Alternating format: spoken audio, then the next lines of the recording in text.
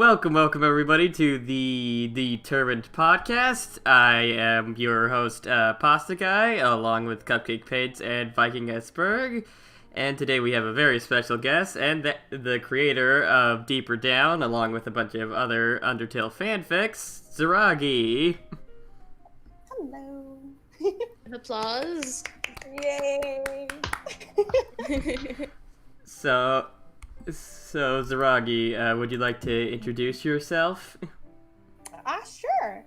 Well, I'm Zeragii. I have been doing art and stuff for Undertale for is it 3 years now? Is it 3 or is it 4? Something along those lines.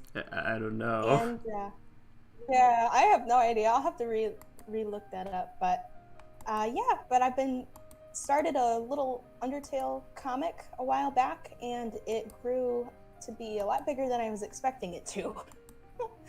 It went deeper down. It went deep. It went deeper down. Yes. Yes.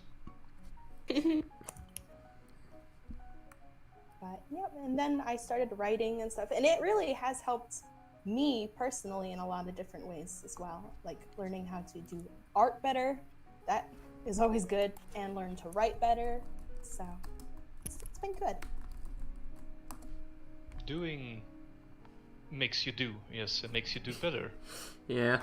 Yes. That's the goal. Yep. Improvement. Yeah, exactly. Yes, because practice really is everything, and I know that's kind of cliche to say, but it really, really does help. Yeah. I mean, my writing skills have also gotten better because of me just writing my fan fiction and stuff. So yeah. That can really... We got a list of 10 or so questions for you, like the 10 official questions and stuff, but we also have people in the chat, and yeah, they'll probably be able to give us a whole bunch of stuff, and yeah, our first question is one that's pretty obvious one. What made you want to start making Deeper Down? Can I ask a question beforehand, and maybe can also a question for the audience as well? And that is, what is Deeper Down?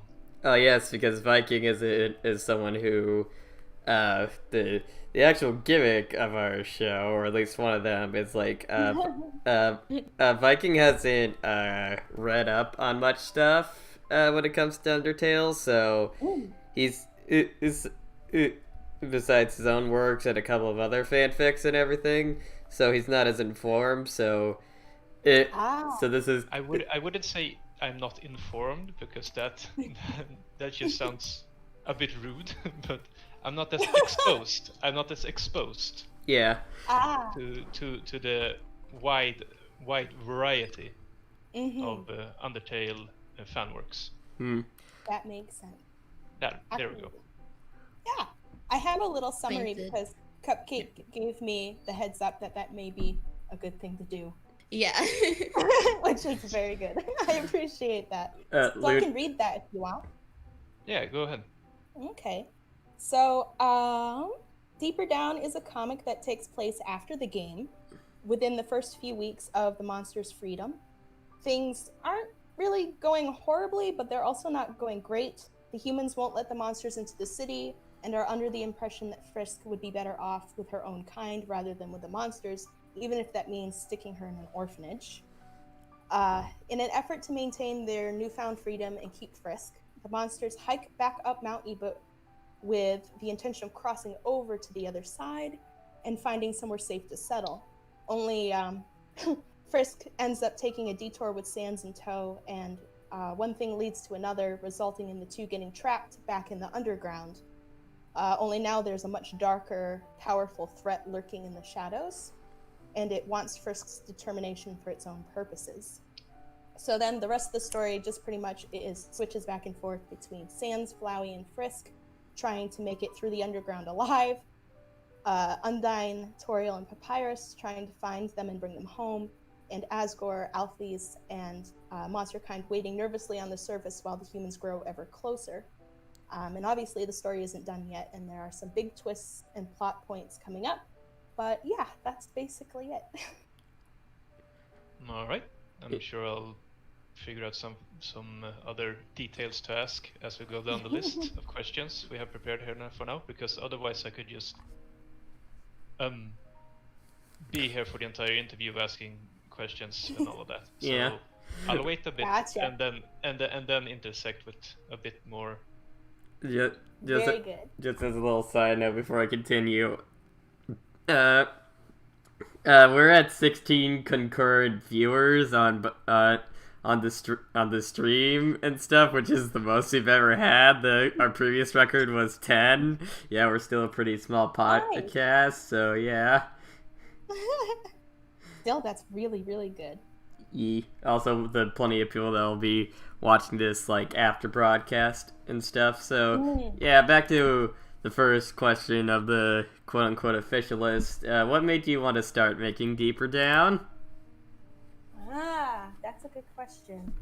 I got into the Undertale fandom, and I started reading a lot of other people's comics, and I was like, oh, this is actually pretty cool. And I didn't know whether I had the art skills to make my own comic.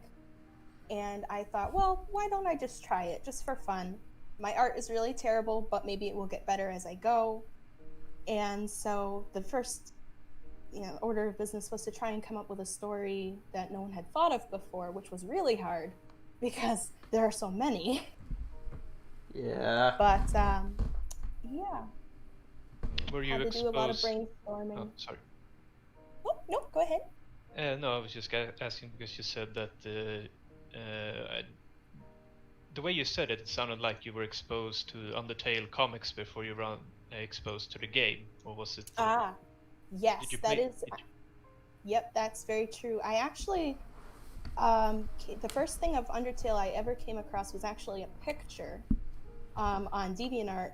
I think it was by Earthgui, it was like a picture of all of them on the surface, and it was like an AU where they had come to the surface and the surface had already been destroyed.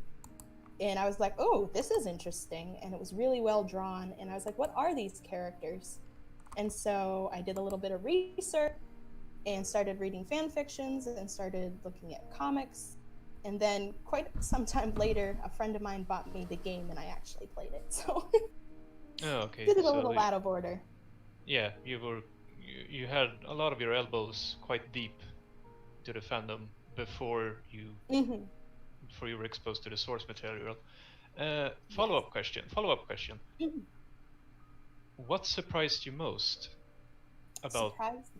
As in, you were exposed to the fandom at first, and then you played the original game. What was the biggest surprise in difference between the game and what you thought the game would be, as you read by the fanfics and all the comics?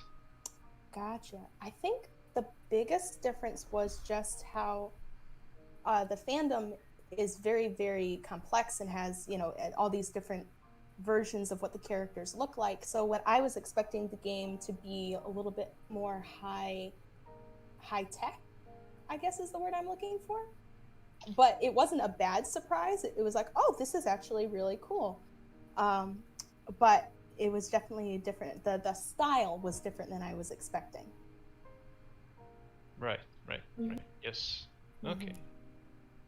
Anything about the story that some of the characters surprised you or something like that? I was surprised about how attached I could get to little pixelated characters. Yes, that's a given. That's why we're here. Yes, exactly.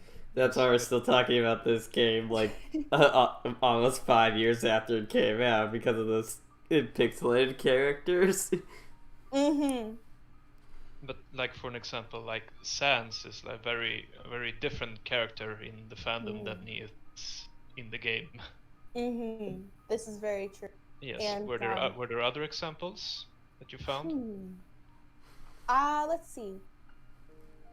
I think Undyne's character was a really nice surprise because I had seen a lot of her work done on her, and just getting to see the dialogue for myself, because in the fandom you hear iterations of the dialogue of the characters repeated over and over in fan fictions and in comics and such, but to actually go through the dialogue, and not just with Undyne, with a lot of the characters, like I definitely cried when I was judged by Sans the first time, just because I'm kind of an emotional person, but it meant more to me than I was expecting it to. I see. Right, yeah, good answer. Thank you. All right. Still your microphone. What? You'll have to repeat that. You cut out a bit. Mm-hmm. Yeah. Yes.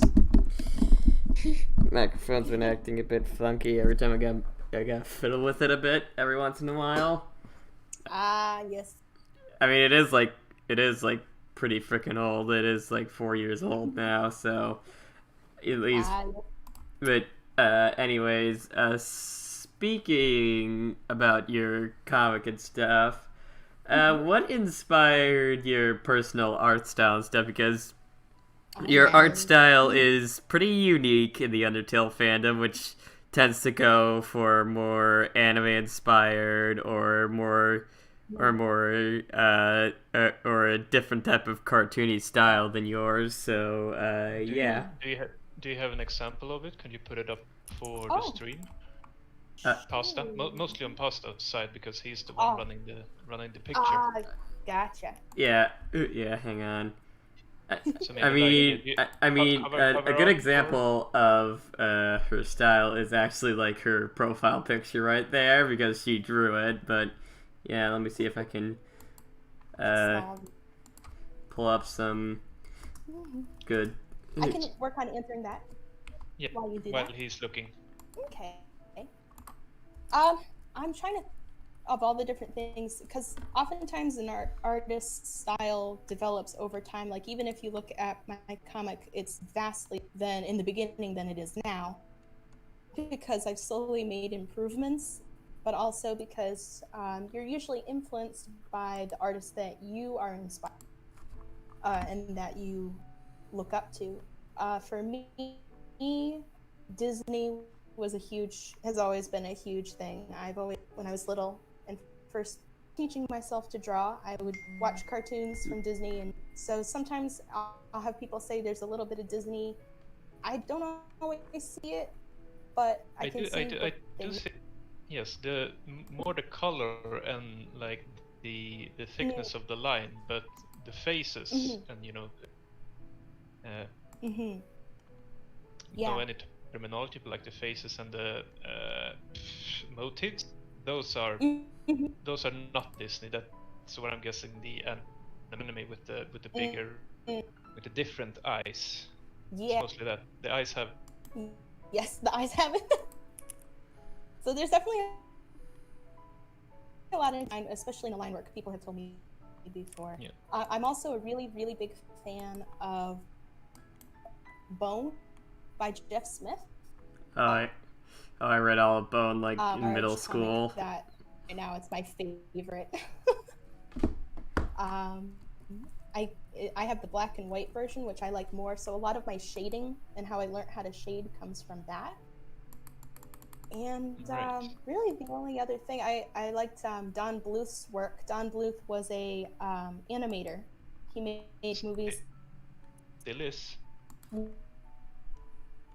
Yeah. Oh, yes. Into that. Yeah. But he made An American Tail, The Secret of Man. Anastasia. Yeah. Land Before Time. Bardock. Yeah. Bardock. Yeah. Yep. Those it was are all. Bardock, right? It was Bardock. Yeah. I think so. That's one of his lesser known ones, but it's all.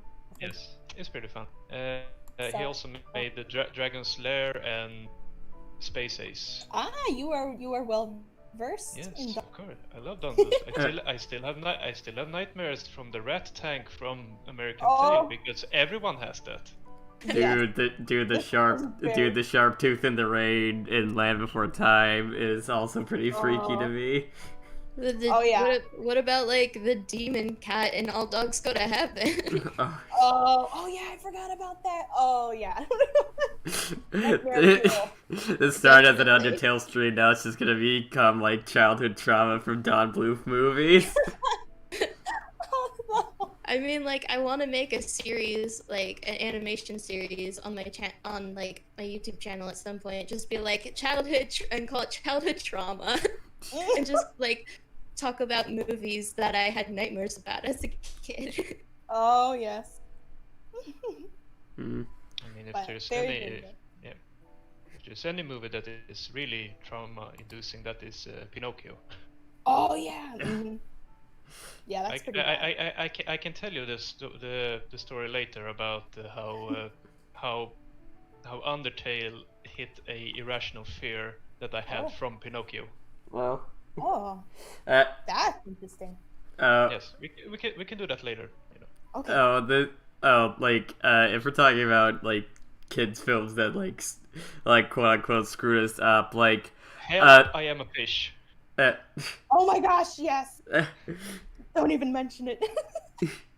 I was the thing that like sticks with me most of that subject is like the nightmare sequence from Toy Story 2 when Woody thinks like Andy's gonna replace them and stuff. That scene that scene made me like have a fear of like falling into dark pits and also being dragged down into them and stuff. But yeah, honestly, it really captured really well what some nightmares feel like. Yeah. Oh, yeah. I know personally that I have had nightmares like that. Oh yeah, me too. I remember one of the first nightmares that I can actually remember. I was like 6 years old, and I remember like falling down like into the sewer like from like a manhole cover and stuff. And it's like there was like an alligator or something in there because I was 6, and yeah, that freaked me out. But yeah. For the people watching the stream, I'm about to show off a bit of Zeragii's artwork and stuff. Just know that I'm not used to posting images onto the stream and everything, so it might look a bit weird. So yeah. Yeah, there it is. Everyone's pretty. There's a good example of her work. Yeah, At least they're more current stuff. Basically, I'm just showing off like the full picture from your profile. Oh, gotcha. Yeah, all the Gravity Falls. Oh yeah.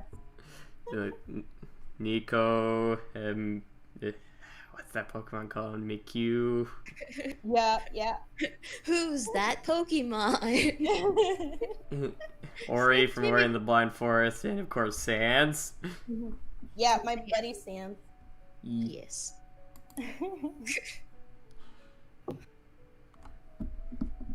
Alright, that one. Alright, I get it. Yes, there's. Yeah, alright. Quite a bit of Disney in there, yes. Yeah, a little bit. There's also some weird traces of. I used to collect. Well, actually, I guess I technically still do. It's just I haven't added to the collection.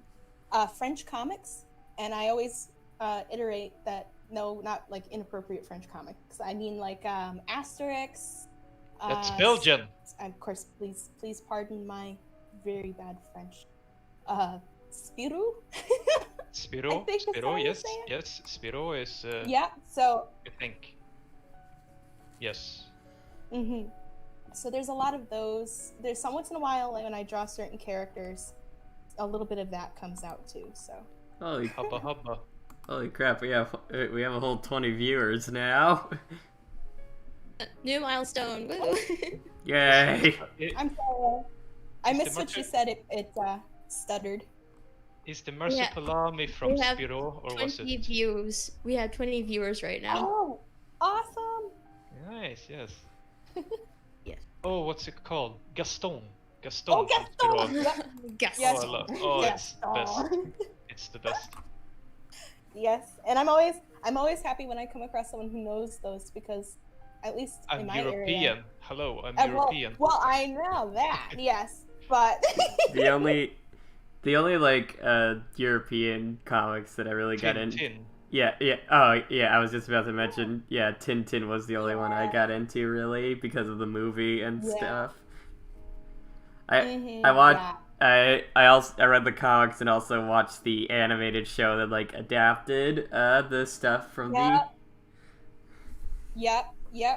Mm.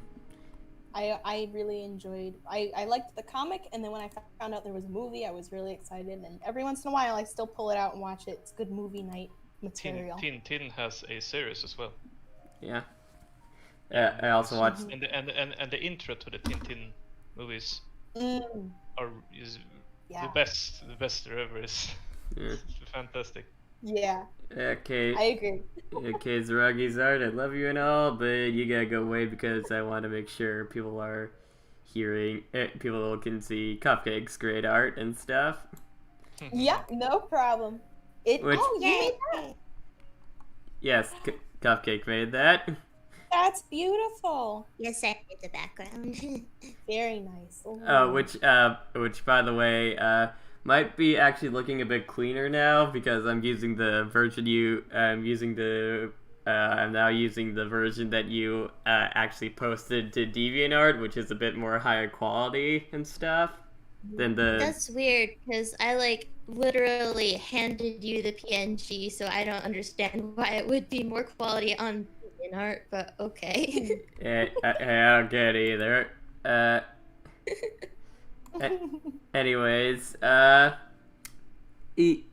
yeah, okay, so, next question.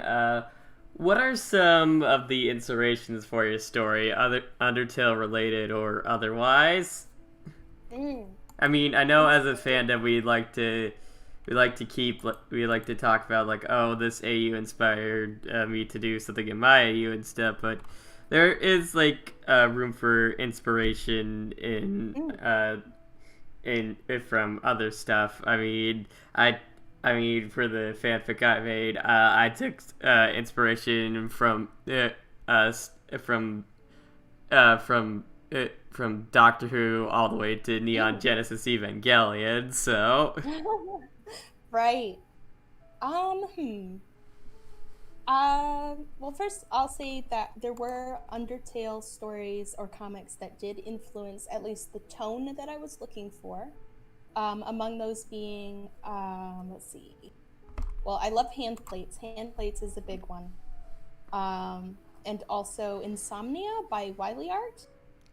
What I gleaned from them. Yeah, it's just like I'm a very, very happy, cheery person, but I do like my stories with a little touch of darkness. Just for story's sake, because yeah, well, I do like a bit of danger. I like the characters to actually be up against something that puts them in danger, so it's not just like a wimpy I don't know how to explain it. I guess I want them to actually be put up against something that's difficult so that their characters will grow. And so I liked that about Insomnia by Wiley Art, and also Hand Plates has lots of angst in it, and I do like that. So there's those. The funny thing about as that, far as like, outside. Oh, sorry. Funny thing about that, like, I learned this the other day. For all of you who have been watching our show and everything, Cupcake Paints seems like the sweetest little cinnamon bun or whatever. But apparently she's also really into, like, horror stuff, which I didn't... Telling my secrets! Hey, I have to talk about this with somebody because the person who I thought was sweet and pure the other day just messaged, hey, I was reading this horror manga last night. Yes, I like Junji Ito, so... You remind me of my little sister who looks like Ponyo. But watch like it. Oh gosh. Like 10 years old. She has 2 tarantulas Oh my Uh, gosh. So Wow. yeah, I'm not surprised by this actually. It's the quiet ones, E. the sweet ones. I may seem cute, but I can also like spooky things. Ah. I mean, who doesn't like Junjiito? Have you seen? Oh, what's that game again? Let's see here. Mm. You can continue on what I'm Oh, trying to find. yeah, gotcha. Let's see. As far as outside sources, kind of for the same reason, I've always been a big fan of Lord of the Rings, and I like the prospect of a villain that is very, very powerful, very, very, at least in the beginning, in my case, there's no actual physical form for it. So that it's just like a looming threat that the characters have to try and figure out. My villain does have a form. It's not necessarily its true form at the moment, but yes, I like very dangerous villains. It adds stuff to it. Like if you could just stab it, then Like Cruella it's de not Vil. as big of a threat as if you I- can't. I mean, Exactly. the main villain of my AU was basically like a cosmic. It was basically like a cosmic horror beyond time and space and stuff. That was like a collective conscious, like the Borg from Star Trek. Oh yes, the Borg.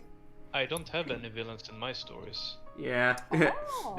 The conflicts just arise from the different perspective the characters have and how they try to deal with the distinction between monster and according to their point of view.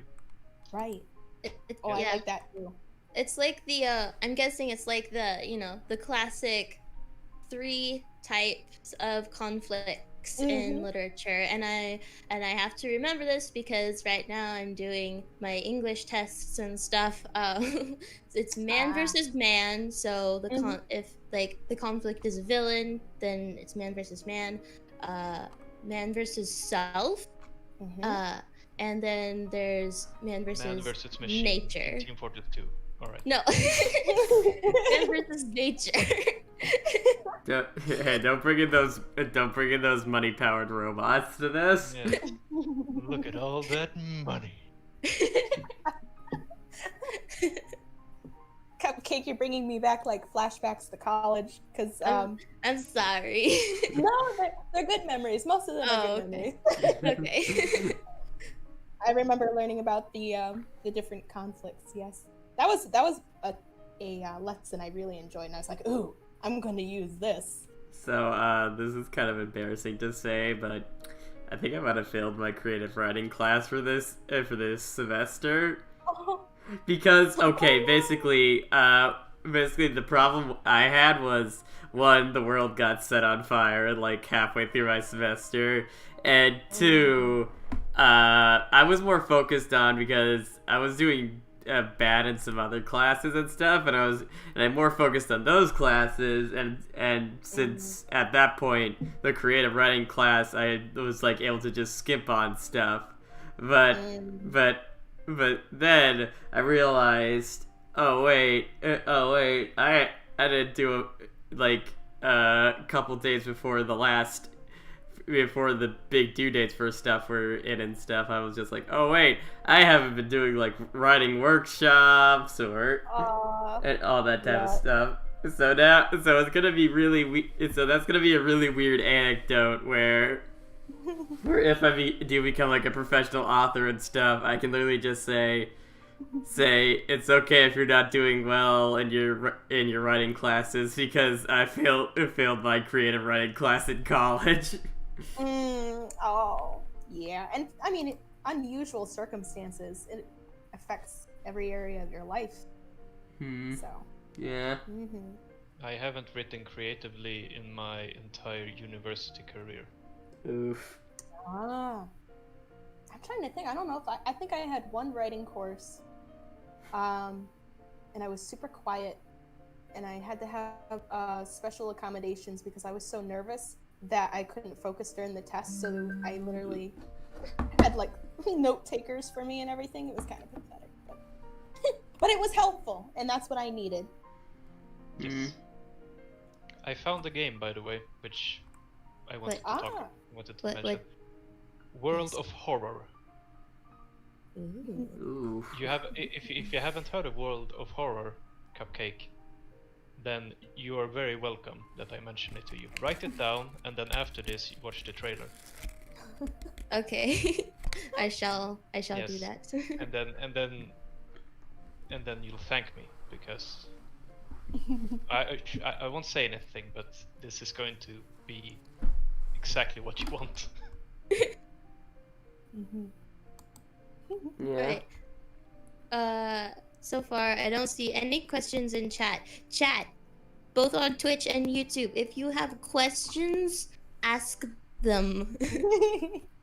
Yeah. Okay. You're supposed to be interactive, dang it. Alright, I guess we can get to the next one from us.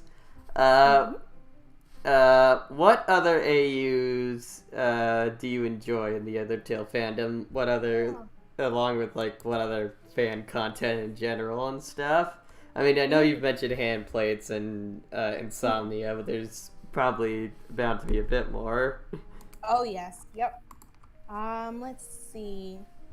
I very much enjoy TC96's Undertale. Oh yes. Yes, classic. Yeah, the artwork that they do is just so beautiful. Like that's what I wish my artwork looked like. But never be jealous. Always see it as something you can get up to. If they can, then you can. Mm-hmm. This is true, and I have to remind myself of that. Always be inspired. Never be jealous. To put it in useless connotation. I like that though. I think I'm but it doesn't help if I just maybe if I did like not a TED talk but like an inspirational talk where I'm a guru with long hair in a big man bun. Maybe then I'll say like never be inspirational. No wait, always be inspired, never be jealous. Yes. There you go. You got I want to make like an inspirational poster. It's just you Viking be like never be inspired. Wait, never be jealous. I always feel guilty too when I tell people that I like the artwork of someone else and I wish I could do that, because I'm always telling other people to be basically the same thing, but then I'm basically calling the kettle black because I do the same thing. No, the grass is always greener. Yes. Yes. You want to know why? To continue it, just because you know how the sausage, you know how your sausage is made. You don't know how the others are made. True. This is true. So you have been through the sketch. You have been through the erasing because the sketch didn't look good. You've been through going with the sketch even though it wasn't exactly what you wanted it to be, but whatever, I need to get this done. Yeah. Etc. All those steps you have gone through yourself, but you haven't with the art you have seen. Even though you know that they have done the exact same process. You might. Knowing is one thing, believing is. Yes.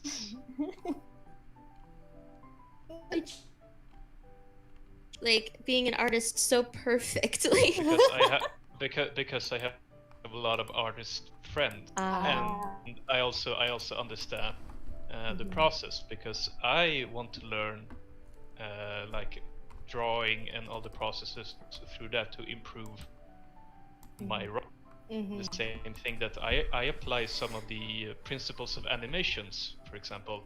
Those I apply to my scenes because it's exactly like it's not exactly the same. You're painting pictures with your words instead of on. Yes, exactly. So if I imagine the scene in my head and then I go through, all right, what are the principles like, or for example, for the sketch, for example, build up from the bottom. Okay, I have that, and then I put in the principles of animation, just have it in the back of my head. It's like, okay, where's the anticipation? Where's the release? The follow through. Then I have the you need more frames in the beginning, and then you need more frames at the end, and then in the middle you can kind of skim over. Yeah. Hey, Story Wolf's in the chat now. Yes. Oh, there are questions in chat now. Oh. Yeah. There are quite a few questions in chat now. Yes. Oh, great. Go ahead. Read them off. Okay. So, let's see.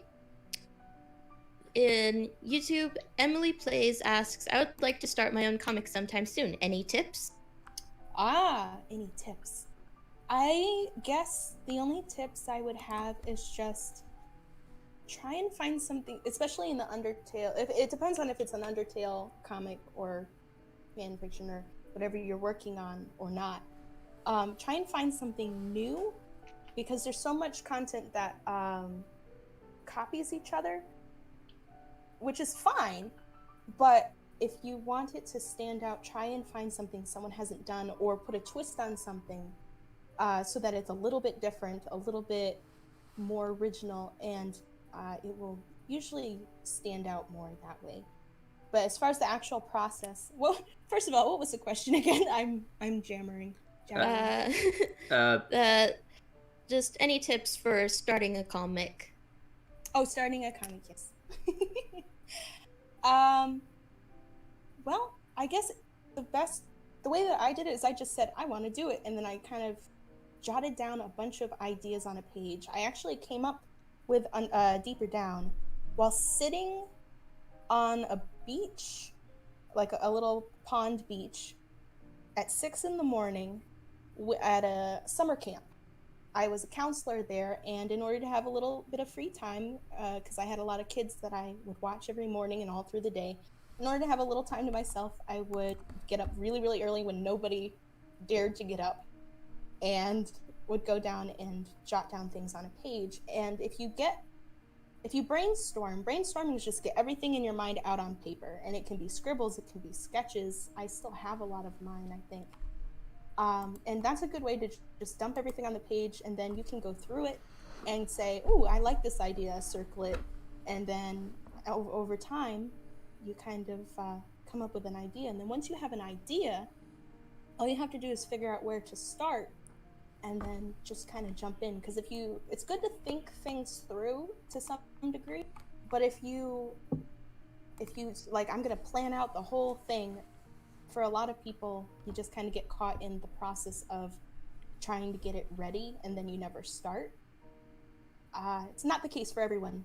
Like, my sister and I are very different. My sister likes to plan everything out before she starts, whereas I say, oh, I have an idea, I think I'll just run with it. So it depends on what kind of person you are and how you work. Very, very true. Thank you for coming to her TED Talk. Yes. Also, I know I'm not really the person to ask because I haven't started my comic yet, but I did ask Lynx Griffin. Yes, Lynx Griffin, thank you. I did ask Lynx Griffin, who is the creator of Dogs of Future Past and now Paper Trail, like if they had any tips for someone who wanted to start a fan comic, and they said that like trying to get the story as far as you can is a good idea. Of course, that doesn't always work for everybody, but if you can, it's good to try to develop your story. And also, this is a very good idea, like diagrams, layouts of the house or whatever building, just so that you can stay consistent with furniture and such. Yeah, those are great tips. Those are fantastic. Dude, can we just talk about how just great Lynx Griffin's comics are? Oh, yes. Another one that I'm not going to say jealous. Not jealous of. Yeah, no, another one I really like. Another inspiration. Yes. Honestly, Lynx Griffin, they're one of the big they're one of my big inspirations too, because how much I love Doctor Future Past and everything. It's just it gave me a lot of it gave me like the base idea of like my which was hey, what would happen if instead of like Asriel just like being saved, like just given a soul or whatever, they actually had to earn it back and stuff. Like that one scene with a bit of spoilers for Doctor Future Past, but that one scene with like Gaster like quote unquote torturing Flowey, Flowey, mentally torturing Flowey and stuff. I was just thinking, hey, what if like Flowey had to go through some screwed up stuff like that to actually get their soul back? Yeah. Real good stuff, all that. Also, if we had Lynx Griffin on here, I would probably die by just fanboying and stuff. So yeah.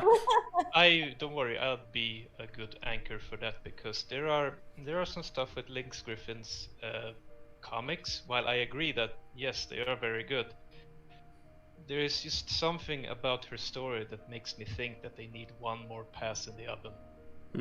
Because they stumble, and I hate that they stumble, because the rest is so good. Yeah, just Viking would just be like asking the questions, while me and Cupcake would just be like, it's like scripted. Yes, but the thing is, I'm not angry because of that. I just want to ask and get an answer, get in conversation, because again, knowing how something is wrong is better than knowing that something is right, because a right answer is just one answer. If you know everything that's wrong about it, then you have gone at it from more angles, and you know more about the subject. So for an example, what my during my quantum mechanics flex course, the tutor we had during like what's it called, like question seminars, where we just did the like we just worked on problems, and his like first was like, all right, you don't have to know why an answer is right, that's good, but if you find an answer too easy to solve, try and find out why it isn't wrong, so to speak. Like why is a wrong answer? Because then you get to think about something more and more and more. Right. Rather than just, all right, this is right because the math checks out. Like, okay, but how is another answer wrong? So that is something I've been trying to not do completely with my own story and other stories, but just have that, like those principles of animation in the back of my head while I'm reading something else. It's like, okay, like for example, Dogs of Future Past, there's some things I have with that as well, but I won't get into it because that's not what we're here. It's very interesting though. Yes, it is. Alright, there's another question. Okay, from Twitch. Dared Llama asks, what is your favorite Undertale character? Oh, so you want us to pick children then? Okay. That is actually a really hard question, because there's bits and pieces of all the characters that I love dearly and relate to. But the easy answer is always Sans, because I relate to Sans the most, at least in the fandom sense. Like you said, Sans in the game is a lot different than the Sans in the fandom. But definitely Sans is my favorite. It's a hard choice sometimes. Yeah. But Yeah. This can kind of tie into another question that someone asked on YouTube, which is your opinion on the Undertale multiverse, which always comes back to Sans. So how are your thoughts about, you have Sans, and then you have the AUS the sans is multiple. All those stanzas. Yes. Error, So ink, swap, so on.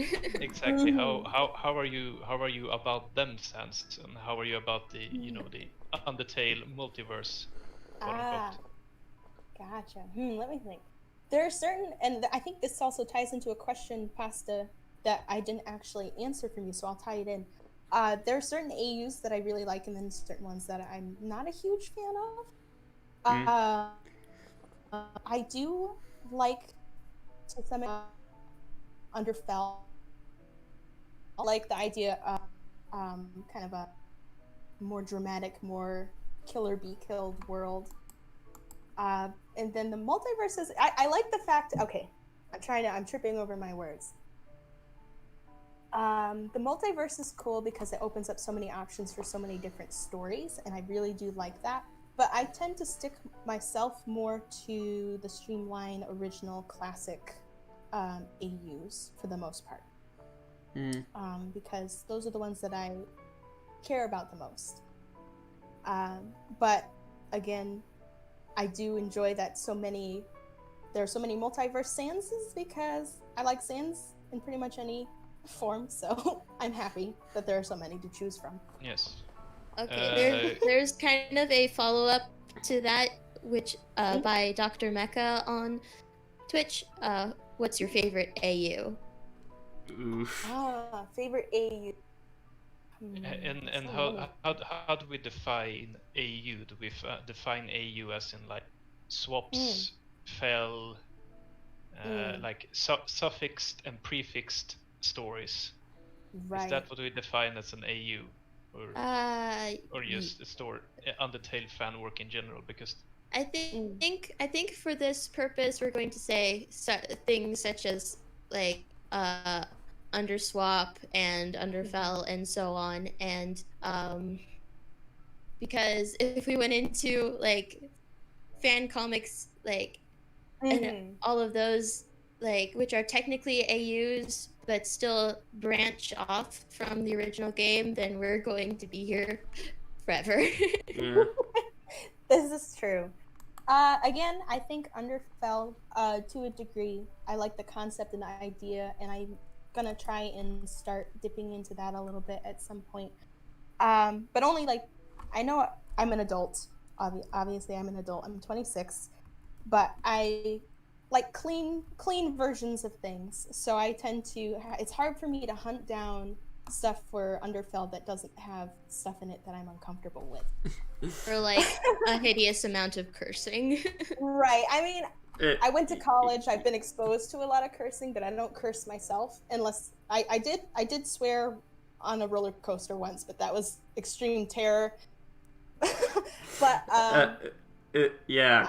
cursing and nothing else. You guys know what we're talking about. I'm not gonna say it explicitly though. Yeah. I stay far away from all of that stuff, and but I do like Underfell. Underswap is probably one of my least favorites, and that being because Sans is more like a papyrus, and even though I love papyrus dearly, I don't care for much as a Sans. So, but yeah, probably Underfell is one of my favorites. Okay. Another. I actually wrote a mock thesis about these swapped stories. Yeah. One of the ideas that I had a while back was basically like to do like, you know how people do like 40-minute long, like hour-long, sometimes video essays on stuff. I wanted to maybe like do that with like Undertale AU / fan work and stuff. Because it make them like super high quality and stuff. But one, I don't have the editing skills / knowledge to do that, and two, I don't have the time to do that. I'd much prefer just having a nice casual podcast about about Undertale itself and its different AUs and everything. That's a bit more my speed. Works. Yeah. Yes. In regards to that, I said that I wrote a mock thesis about just these, what I call prefixed and suffixed stories, which I call the Snowden test, Oh. which applies to all of these, swaps and switches and etc. And essentially, it boils down to if one of those, like, pixel comics or comics, if they manage, which is retelling the Undertale story, but with a twist, with a swap or a change or anything. A lot of them fail at Snowden. They end at Snowden, and they don't continue. And if they continue past Snowden, then they are pretty much set to be completed, because after Snowden comes Waterfall, and Waterfall is a lull in Undertale's story, but it is an important lull in Undertale's story, because it needs to, you need to calm down from all the funny business and all of that which happened in Snowden. It's like one of those like technological barrier type things, like scientists are talking about, like, hey, we crossed the like electricity barrier or something like that.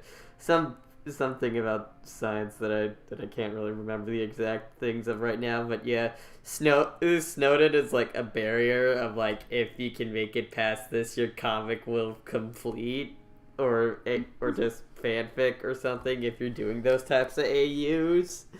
And if you're doing a thing on the surface and stuff, I don't know, making more than 10, I don't know, something about the full story arc or something, I don't know.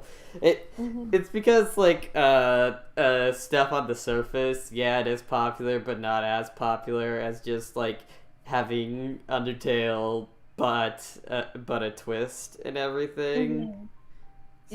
So there's way less of a precedent to actually, like, clearly format when it will succeed or fail and stuff. One of the things I like most about Docs of Future Past is that it actually does have an ending, which is really nice in a fandom which, I'm not gonna be mean, but we have a problem of just leaving stuff unfinished.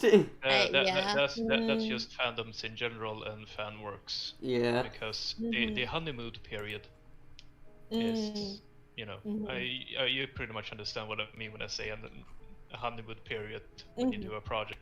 Yes. Yeah. Also, past that, did you read the follow-up story to the ending of Dogs of Future Past? I read one part of it. I think it was the Frisk part, but I didn't actually read the Asriel part, which I know what happens in it because of other stuff that I've seen from Dogs. Leave it there. Leave it at the Frisk part. You can. But the Asriel with the cute haircut. There is no Asriel part. That's the thing. Angel. Viking, do you have a problem with that section? I have a problem with Angel, and that's it's a big for me. But again, I'll save that for links. I'll write it up in concise part why I actually have a problem with it, to have her explain it, and then we can have a good conversation when that happens. I'd like to apologize to Lynx Griffin when she eventually does come on the show, just preemptively. I am not going to be mean. I believe in constructive criticism, and constructive criticism is always going to be a question, and the aim to try and make things better and just have it explained, because an explanation can go a long way. It can. As to why. And artists and writers alike, like, if they're a good artist or writer, will acknowledge that good constructive criticism is helpful, because if you can't take constructive criticism, you're not going to get any better. Yeah. True. Yes, Very, because very true. You need other eyes on your work, because if you only have your own eyes, then you'll be biased, and you will gloss over things that you shouldn't really gloss over. Yeah. Just a little question for you, Viking, right quick. How have you been thinking about their paper trail thing so far? I like it thus far. The only thing I'm like, and it is unfortunately an indication of what might follow, and that was, the painting section of the red and blue. Do you remember that one? And how they went into it and say that everything is suggestive, and then nothing happened really to that. You said, oh, everything here is suggestive and stuff. It's like, oh, then maybe we'll have some fun, or with the red color and the blue color, and then maybe play around with that, with preperception of what those mean, and how the scruffy character is the evil one, and the one that dresses nice might also be the evil one or something. No, it was just played straight, and that's what I mean. That right, you need just one more pass in the oven, and then it will be excellent. Because then, then she'd have probably figured out something good for that. Because right now that's just filler almost. Because it's not brought up again. But we don't know. I mean, the thing is, but again, we're supposed to talk about Zeragii here. Yes, I'm very fluent. I'm just like, whee! I'll go anywhere you guys lead. Yeah. Also, okay, I have a question in Twitch by Lunar Eagle, whom I know that you know, Zeragii. What is your favorite Undertale fanwork based on story alone? Let's see. Sorry, you cut out. Rise. Oh, sorry. You cut out just a little. Could you please repeat that question? Right. What is your favorite Undertale fanwork based on story alone? Story alone. Let's see. Delta Rune. No. Technically. It's not a fan work though, because it's made by the creator, so it can't be called a fan work. You didn't specify fan work, but now you did. So. Let's see, in fan fiction, there is one particular story of a writer that I really like, and it's interesting because I don't usually care much for ships. Especially between Sans and Toriel, but this one is written so well. It's written so well. Let me see if I can remember what it's one of my favorite, and I can't even remember what it is. But it's very, very good. Is it Soriel? Oops, sorry, you cut out a little. Is it Sans? Is it the Sans and Toriel ship? It is the Sans and Toriel ship, which I usually stay very far away from because I'm not really into any ships at all. But this one is very good. And I'm trying to. I would be giving you a high five right now, Zeragii, because I'm the exact same way. Yeah, I mean, I usually stay far away from those, but every once in a while, there's one that's really good. And that's like one of the greatest compliments you can give a writer. It's like, hey, I'm not really usually into this pairing, but you wrote it so well that I'm now into it and stuff. And people have kind of said the same thing, well, not about shit, but with OCs. Yeah. Story. Because my stories are, well, OC driven, and a lot of the comments are like, hey, I actually don't really like OCs, but yours is pretty good. Yeah. It's like it's from Undertale at all. And that's because I make my OCs like, okay, the reason I have the OC is because I want to explore the game's characters, but to do that to a high enough level that I want to, I have to raise the OC to that same level so they can bounce off each other. Right. Yep. And whoops, sorry. No, you go first. I found the story. It's All These Broken Pieces by Patty Frog on AO3. It's a finished story, and now they're on the sequel, which doesn't update very often, but when it does, I drop everything and I read it. So I enjoy that one a lot. Talking Soup's work is really good too. Yeah. They did the Scientist series, which is very good. Speaking about the shipping thing though, like, I've gotten some comments, like, comments on my work Out of the Void and everything. It's like, hey, I didn't ship Azrael and Frisk together, but you changed my mind on it. I'm just like, and of course I'm just like, aw, people think I wrote that well, but being a Azrael Frisk shipper myself, I can't help but think, good. Yes. More people are coming enlightened to my point of view. Gotcha. And I just want to make it clear that, like, I have nothing wrong with shipping, and if it's written well, it's really good. It's just normally it's not my cup of tea. And I'm not very good at writing it either. I think I tried once and it was terrible. So if I say that I have a Torigori shipfic where Toriel laughs at Prince Asriel. No, at Prince Asgore for not being able to read road signs because he's a sheltered prince. Oh, that's sweet. Would that entice? No. She doesn't laugh, sweetly. She laughs really loud. Oh. That's even better.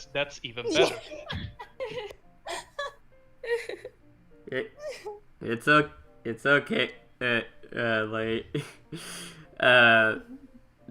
Just want to say, the Magic Potato that just joined the chat. It's okay if you missed a bit of this. It will be put on YouTube later and stuff for all those who can't catch the whole thing or can't catch it at all. Also, Yes. also on something similar to that roadside thing, I posted this I talked about this in the authors chat in the Fanfic Paradise Discord server that I'm in, and I'm not sure if you heard about this, Viking, or not. So I had a thing where one of my in the current Deltarune fic that I'm writing and stuff, Asgore goes out to get a book on gardening and stuff from the library and stuff in town, and college Azrael is like, hey Dad, why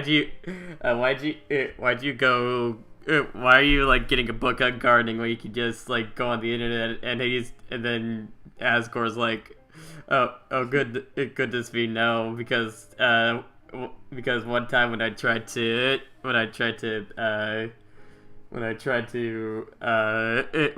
look up gardening tips and stuff on the internet, I somehow ended up with several viruses on my computer and a bunch of malware.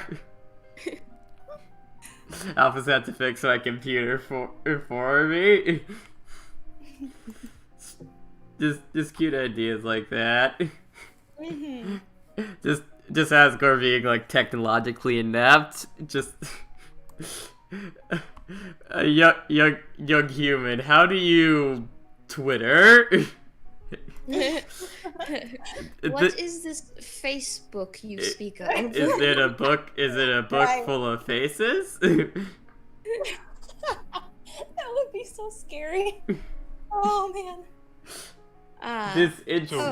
Human. How do you mean these books of faces? Oh my goodness. I have a pretty good Asgore voice. Yes. It is very good. You do. Before? Definitely better than mine. Yeah. Funnily enough, I also have a good Papyrus voice. You wouldn't believe Oh? it. Oh. Really? I'll save it. I would. Aw. Or Okay. would you love to hear it? I would actually. Let me just get some water first. Yeah, he's not too good for the throat. Oh, gotcha. And yep. So You're inside the Great Papyrus, and I am here in the podcast talking about the Undertale. I love it. Yeah, it's pretty fun. That is great. all right. So I also need a what's it called? Like a robot voice. I do have for Metaton. I have his speech nailed down, which I based of like a TV personality here in Sweden. He is really fun. mm,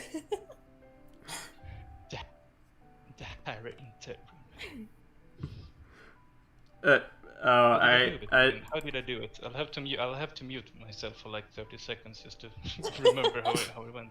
I do a pretty good Metaton too. Oh, darling, you must do this. I can't simply bear for the show to go on. That probably works better, like in his Neo form, obviously, but. Oh, darling, that is not really how you do a Metaton. You have to put the emphasis, and have the fake British accent. No. Metaton, Has to really go well because it's so wonderful that you're doing the Neo voice because we all have our differences. Yes, our differences are beautiful. I would say the problem, but come on now. I am Metaton. Wouldn't have any problem at all with me. That's nice and everything, but could you calm down a little bit, please? Elvis, darling. I know that I asked you to be here, but The best then again, podcast ever. you're not supposed to be here. You're supposed to be in the background, not be with me. I need you for repairs. That's fine. You know I love you, darling. You know that. You know I love my creator. I love the one who has my spare parts. I know, Metaton. Yes, Oh my yes. goodness. So I have some of your animes in the background there. You can watch them. I have replaced every character with me, of course, to make it better, just for you.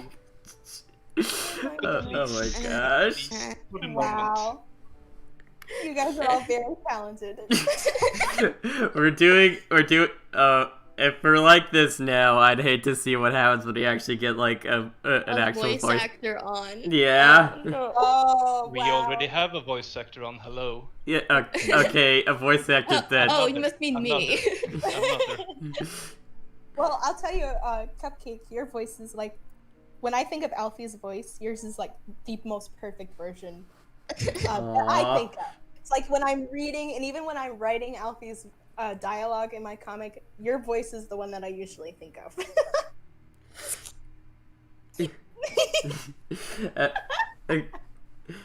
Speaking of good voices, Cupcake does. She also does a pretty good MK.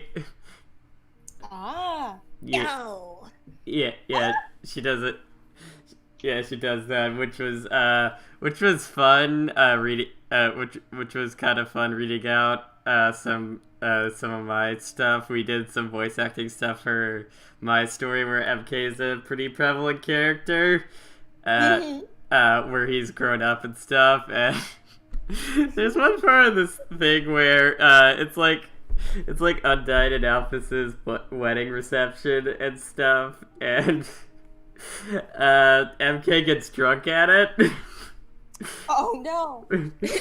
And it was ridiculously fun to have her voice act it while I'm voice acting like Frisk and Azrael, just telling him to calm the heck down.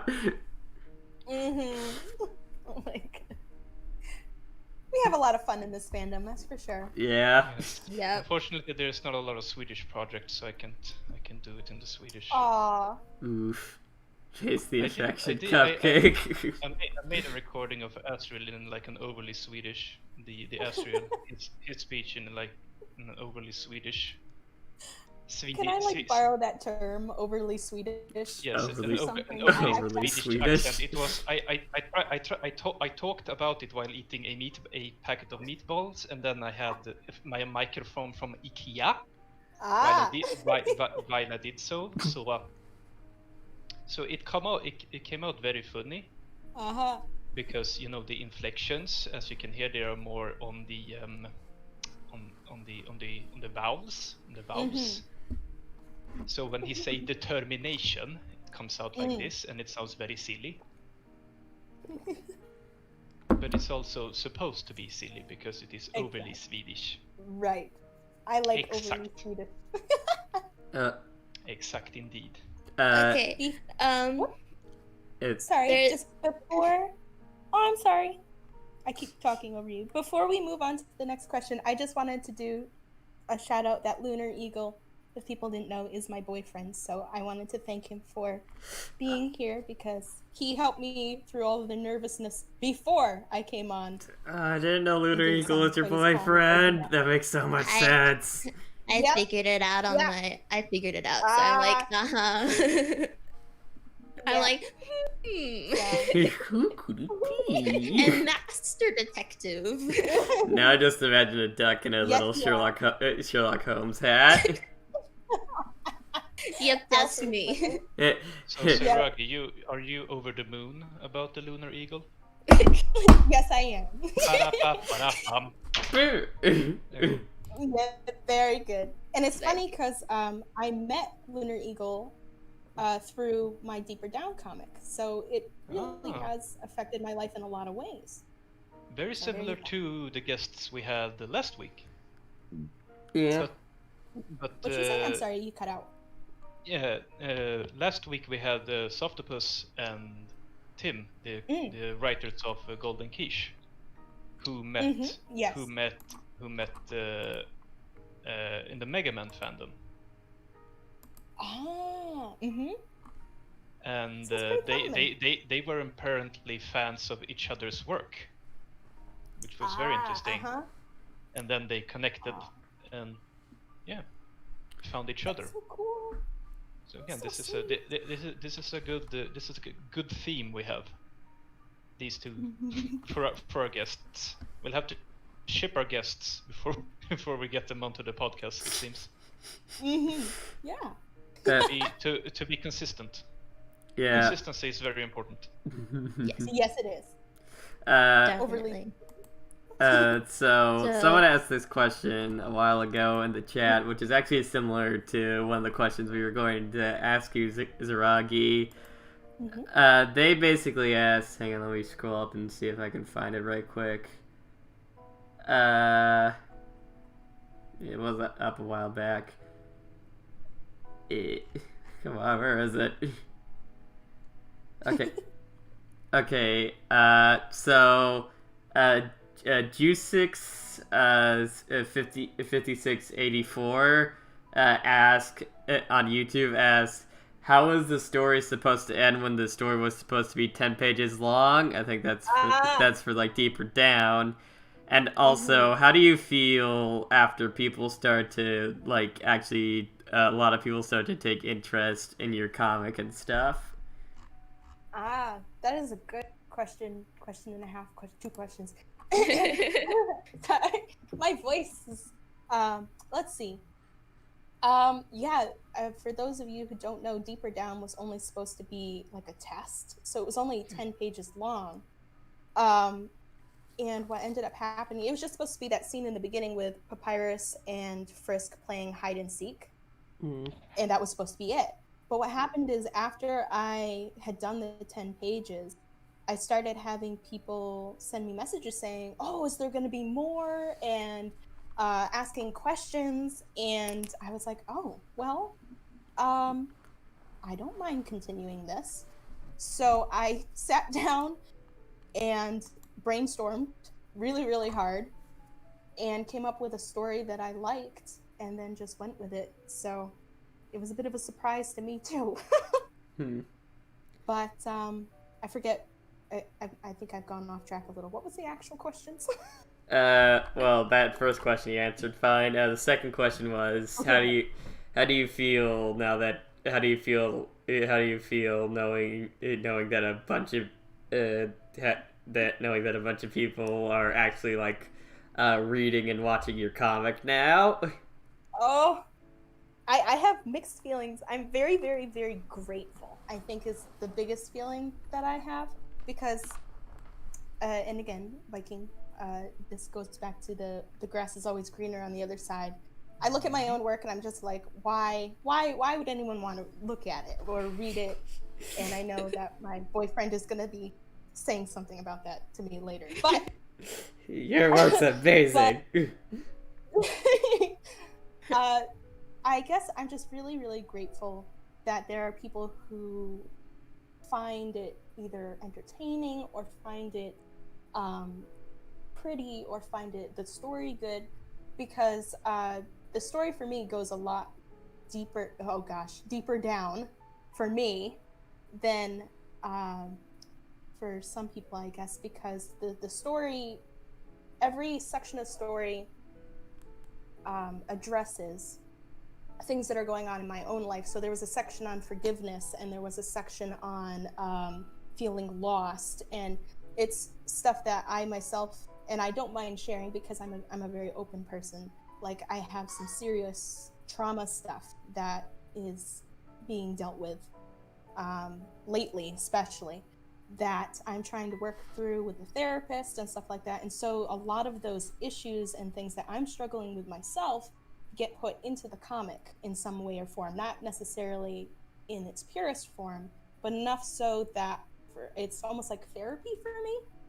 But then also I end up talking to other people who either ended up encouraging me in how I'm dealing with my trauma and other things of that sort. But I also get messages from people who are going through some pretty bad stuff. Like, I've had everything from someone just having a bad day at school, like bullying, to someone who almost committed suicide. I get those often.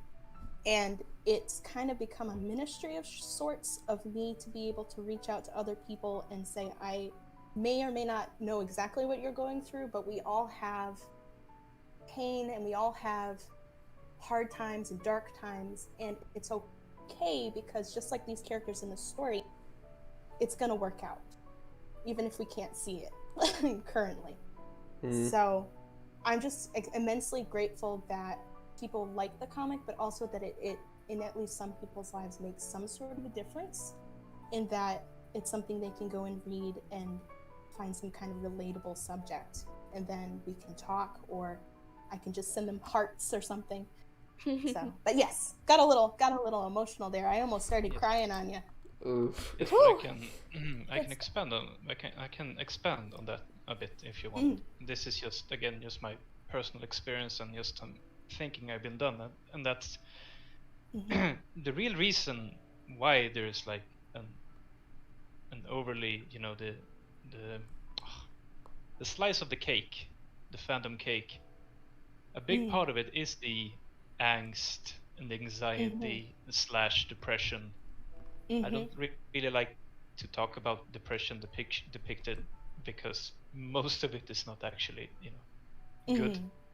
Right. Mostly, but the angst and all that is because that this is not a blanket statement, but it's like a towel statement. It's still it's not as big as a blanket. Yeah. But people, those who seek out to come into the fandom and fandoms in general and go a bit deeper, are those that latch onto the characters because they say something exactly like that. They say something about themselves, and that they have some not really an, I won't say issue, but there is something that you want more, that you feel that you need more, that you seek out fan works and stories and all of that. And because of that, there is a large majority of angst, teenage angst and such, because I know that Super Eye Patch Wolf made a video about Sonic a while ago, which everyone should actually watch, because it's a good dive into just fandoms in general, and how people just apply, you know, the Sonic OCs and all of that. The equivalent would be like Sans here in the Undertale fandom, is that you put yourself into that character, and then that character can have its story and all that, and in a way you have that yourself. If the character can overcome it, and you are either personally invested through, you know, making an OC, or just enjoying the character quite a lot, then that inspires you and you reflect on it. So it is exactly how you describe it, you know, that people who have come here and are also dealing with some issues of themselves, you know, the queue at Starbucks is too long, just to bring it up a bit lighter here, you know, because got a bit too serious. Yes, we did. Serious is good, but you know, we don't want to fall into the ravine. We want to have fun here as well. Right. Yes. Agreed. Very true. So that, and I think it's very beautiful that you have been able to express not only your problems in the way that you write what you know, but also that you can do your own little therapy in this positive and constructive way, which also helps others. And really the beauty of fandoms and all that, because it's not a quote-unquote developer or something. You know, I know Toby Fox, independent developer, I know that, but there is a difference. There is a difference. That if he does, which he does very good, make you cry, it's a different thing, because it's so difficult to put into words. But when you go into the fandom, there's always a common background, which is Undertale, which it's a filter that we've all been passed through, and it's with that filter that we then, you know, we're all equal, because we all have that same filter behind us. So, you know, people can, again, when you talk about like anything, movies, books, games and all that, sure, there is merit. Of course there's merit, and a layer of talking just, oh, we all have our different backgrounds and all of that, and we talk about how we converge onto this specific story, i.e. Undertale. So from that I imagine like a pyramid from Undertale and then spreading out, but then the fandom is an inverse pyramid. The point is on Undertale and then it spreads out upwards, so to speak. Yeah, that I like that. I can't draw right now, but like imagine like an hourglass shape, and in the middle there's Undertale. Above it is the fandom, and below it's, you know, just talking about the game. So there is a difference. There is, and yet they're very, very connected. Yep. Exactly. Yeah. You're good with coming up with the analogies. I like that. Yeah. I've been trying to write, like I said about my stories, that I'm trying to do the distinction between human and monster, and that's very much getting to the bottom of it. And also, not to brag or anything, but I'm doing a master in astrophysics, so I'm very used to getting to the bottom of things. Wow, that is really cool. Yeah, I couldn't do that. going a bit off that thought and everything. I also worked through some of my problems and stuff. Like when I first started writing my Undertale fan fiction and stuff back in the day, I had just gotten out of like a pretty dark depression and stuff, where the type of depression I get is it doesn't come up often, but when it does, it hits hard and it hits fast and all that. And it's just one of those, and the thing that my fic did help me deal with some of those emotions. Like, especially there's one chapter in it where uh, not to spoil too much, but one of my characters is grieving over somebody, and yes, they do the stereotypical like crying over them and stuff, but there's also like a lot of what people don't realize, like a lot of the time it's like when you go through stuff like that, you're like, once you've like cried your eyes out and everything and all that stuff, you almost feel like dulled to basically everything else. Like Numb. yeah, you feel numb to everything else, and you don't like see the passion and stuff. You don't feel like truly alive. You just feel like you exist and everything. Just and you just like you just want to like do the bare minimum stuff is just to survive and everything. And yeah, just It's tough stuff. it's just yeah, there's just one whole chapter about it, and it also shows like how, like, even though someone might seem numb and everything, and seems like, and they keep telling you it's okay, I got over it and stuff, that doesn't mean that's necessarily true. And if a problem like that isn't dealt with, they could do something bad, which luckily they're prevented from doing it. They stop themselves before they do it, but they were really close to doing something horrible and stuff that would be would cause irreparable damage and stuff. Yeah.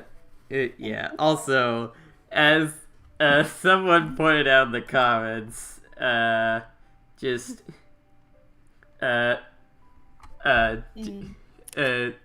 a bit of self advertising, if you're interested in the ideas I'm spouting and talking about some of the stuff in my fan work, go check out my fan works on Archive on Your Own at by the account on all their stuff, the account called Pasta Guy. Self-promotion. Yeah. Also, just a really nice comment that I think you want to hear, Zeragii, Shadowstorm, who's you probably heard of from the server and everything. They just wanted to tell you, they said, and I quote, "I just want to say, Z, you're honestly such a great inspiration to a lot of people, and I really appreciate your hard work and sacrifice for all of us." Oh, you're gonna make me cry. Sacrifice. That means a lot. You know, sacrificing your time and all that stuff. They're sacrificing their time for reading our crap. What are you doing? Also, one of the questions that Sans the Skeleton, no, not that one, asked is like, sorry for asking this again, but Zeragii, who is your favorite papyrus? My favorite papyrus, like, voice-wise or art-wise? I'm guessing art/comic wise. Yeah. Yeah, they don't really specify. I think probably. Oh, that's really hard. Again, picking children. I think I really like TC96's in Undertale, the Undertale papyrus. Both his design, but also his character, the way that he's portrayed, I like a lot. And then, of course, handplate papyrus is just so sweet. I want to bundle him up and Sans too, and just like go take care of them. Yeah. Also, Dragon Eve asks, does Cupcake and Viking have any places where they can check out your guys' stuff? Yes, I am on AO3. I go by the name Conger with a C, because umlauts aren't allowed, so I can't go with Vikingaspöke. And I wrote the One Falls More Rise anthology, which is an OC-driven character exploration which is set post-pacifist, which has a wheelbarrow with Metaton legs. I'm definitely looking into these. It is very interesting, indeed. And as for me, I haven't done anything significant yet. Like I said, I'm planning on making a fan comic, possibly a fan fiction at some point. But right now, I just am mostly doing just like different pieces of fan art for mostly Undertale, Deltarune, and some other fandoms.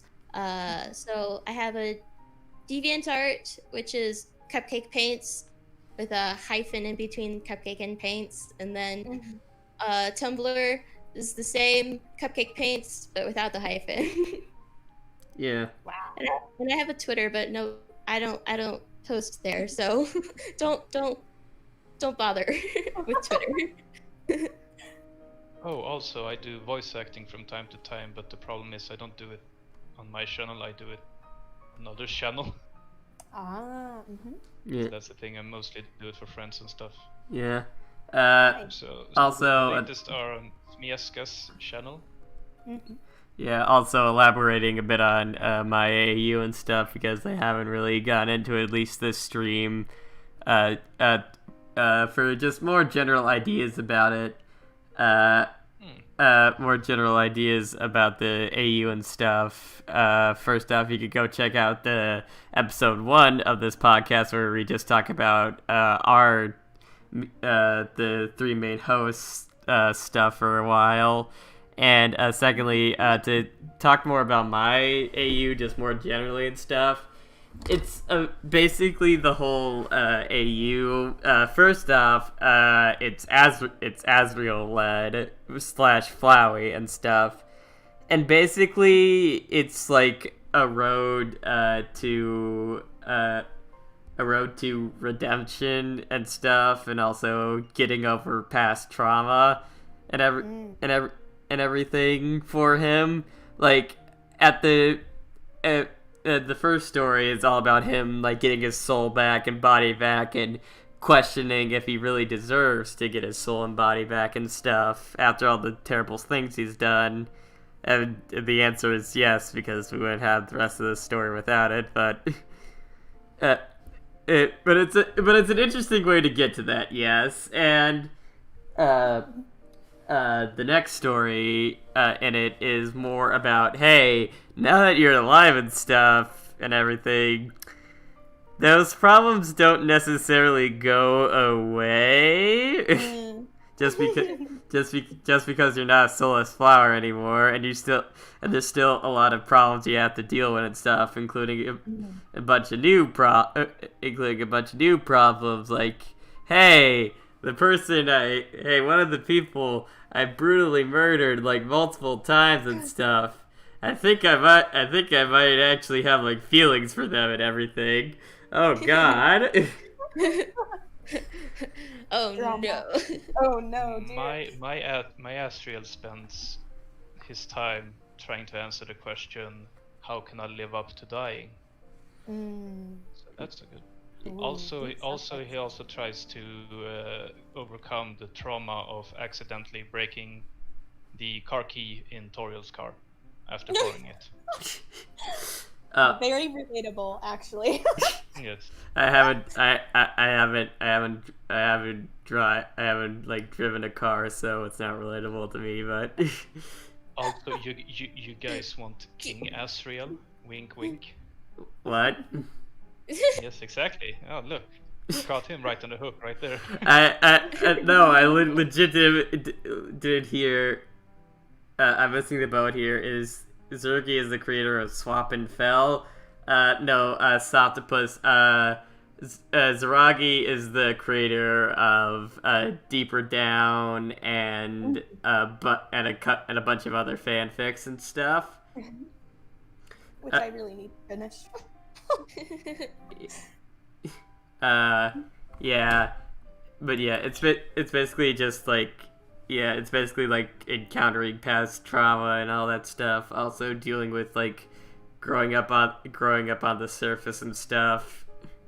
And yeah, it's not just limited to Asriel. Like, a bunch of the characters in this story are screwed up in some way because of their experiences through the underground and everything. And I try to explore that at least somewhat with all of them. Like, all of the characters have at least one kind of big problem with them. And thinking back on it, I could have explored it better and stuff, especially with some characters. But yeah, there's at least an attempt, and I think it was a pretty good attempt considering it was the first legitimate story I've written.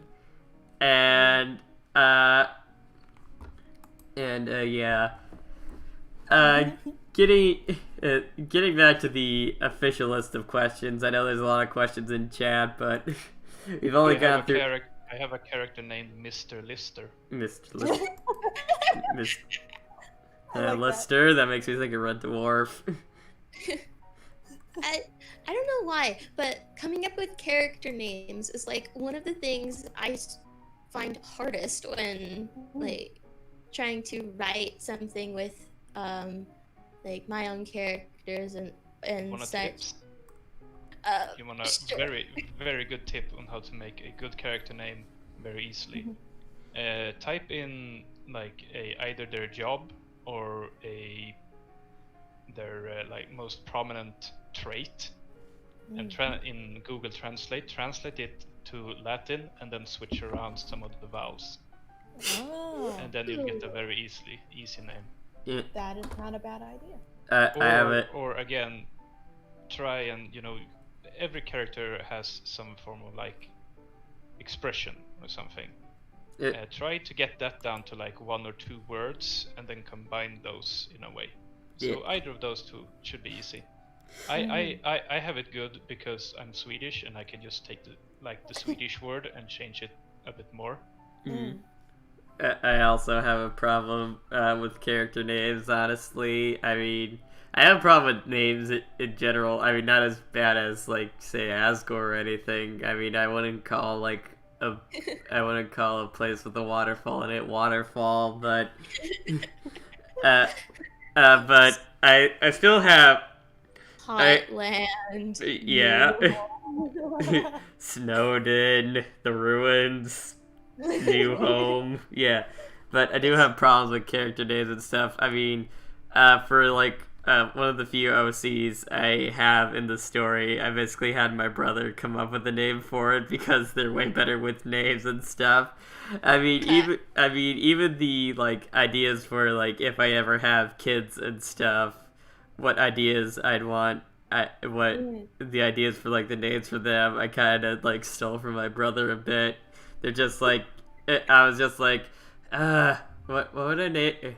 I can't figure out what I name like if I ever like had like a baby girl and stuff, and my brother was like, why not is Sophie or Sophia, and I was just like, yeah, that works. That is a nice name. Yes. Very, very cute. Yes. Yes. Like, cause I have a few OCs. Two of them I named because, like, I was just basically like, I had the characters and I had their stories, but I didn't know what to name them. And so I looked up names, their meanings, and so then I came up with some names for them. But I have 2 characters. I'm going to try to put them in in like a comic at some point. But they're brother and sister. They're chameleon lizard monsters, basically, and they're literally called the girl's name is Camellia, and the boy's name is Leon. So together, their names make Chameleon. Chameleon, perfect. Yeah. Okay. So going back to the list of questions we have.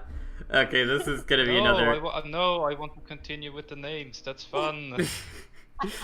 Come on, I spent a little bit of time coming up with these questions. I'm gonna at least get through at least 6 of them. Can at least give the examples of what I what I did about the Swedish and the Latin Okay, translation.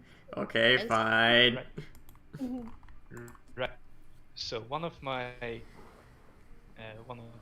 monster doctors I have in my news stories is called Bonnie Salus, which in Latin bonus salus means good health. So you just make Bonnie Salus because he's a bunny. So Bonnie Salus. Eh? I like that. I approve. And also I have the most prominent humans in my story are called Kry, Sund, and Kurant. Because frisk in Swedish means healthy, and Sund, Kry, Kurant are all synonyms to healthy in Swedish. Oh, cool. And then my main character is named Seter with a CTER. Kara Seter, and that's just Cool. has nothing to do with Kara, but it's just why not? All right. Which character do you have the easiest / hardest time drawing? Zeragii, Oh. the main Undertale cast. Let's see. Sans is probably the easiest, but that probably has something to do with him being my favorite, because that sometimes if you have a certain passion for a character, it comes a little easier. And also, if they're your favorite, you tend to draw them more often. Then I should link you a Twitter account here. There is the most cutest artist on Twitter that draws the most edgiest Sanses. It is extremely edgy, and it is so edgy. It's so edgy it becomes. Oh, all right. I definitely want to see that. I'll link it here in the Discord. Oh, thank you. Yes, I will definitely Look at that with it. That is very impressive. Absolutely fantastic, and the artist is really, and she's just so cute, like as cute as Cupcake. It is fantastic. I will definitely look into that. Thank you. The worst, the hardest. The hardest. There's 3 main ones that have been hard, and if you look through the comic, you can especially see is Toriel was really hard. Papyrus was very probably Papyrus is was the hardest for me, and I don't know why. I went through a lot of different stages of Papyrus, and he's a character I really like too, but I had a really hard time finding my own style for him. And the same for Undyne. Undyne really came a long way, especially in recent artwork. I think I've found a style for all of them that I'm pretty okay with now, but the thing about being an artist is sometimes you look at a piece you make and you're like, it's so beautiful. And then like a week later you go back and you're like, that is the worst thing I've ever drawn in my life. And then you gotta try and get better. Yeah. It's kind of the same thing with writing Papyrus. To me, he's the most difficult character to write, because if you slip, he becomes an idiot, and you don't want him to become an idiot, because Papyrus isn't an idiot. It's just that he has his way of thinking that's very unique to himself. There is a logic to what he does, and the logic stems from him wanting to be as nice as possible. My story, I had him figure out, it's like, okay, people are knocking on the door and are knocking on my door and all of that, and they're ringing the bell, but if I can't hear them, if I'm busy, I maybe should have done this in my Papyrus voice, but it's too late for that now. If he busy cooking and all of that, and then he figures out, like, oh yeah, maybe if I do like cutouts in the door for all of my friends so they can just enter, then they won't have to knock. Perfect. But then it's like, but then he has to figure out, it's like, but I have so many friends, then I have to make a door for each of them. So the problem is that it becomes like a whole array of doors that they have to get through, but that's even more difficult. And in the end, he comes back to it's like, oh, they just have them knock, and then I'll just listen louder, just listen more. I like that. Yes. I like that a lot, actually. Yeah. And that's the kind of thing you have to do with with Papyrus. It's a thing Yes. you have to have that rather cartoonish logic, but rooted in him wanting to help his friends and be as nice. Exactly, because he is far from stupid. He's Yes. not. Yeah, exactly. Why are you in my apple tree, Papyrus? Because I want to pick apples. Yes. Yes. Yeah. Yes. So the most fun I ever. And potential energy increases the higher up I go. So if I go higher up, the apples should be better because they have more potential energy in them. And thusly they have more flavor because they have more potential energy in them. It's like, Makes It's sense. almost like can't It's argue not- with that, actually. exactly. It's like it's logic, but it's roundabout logic. Yes. Almost like we're seeing his process of thinking. 'Cause we all, to some degree, maybe at some points, think like that in a roundabout way, the very distracted way. But Yes. we get to see it with Papyrus. Yeah. And he goes through with it with utmost care and fascination, and that's really what makes him such a great character. Yes. Agreed. So yeah, one of my favorite things I ever wrote with Papyrus and stuff, of course, is the interactions with Sans. Where one time in my AU, they were Papyrus found Sans like napping on top of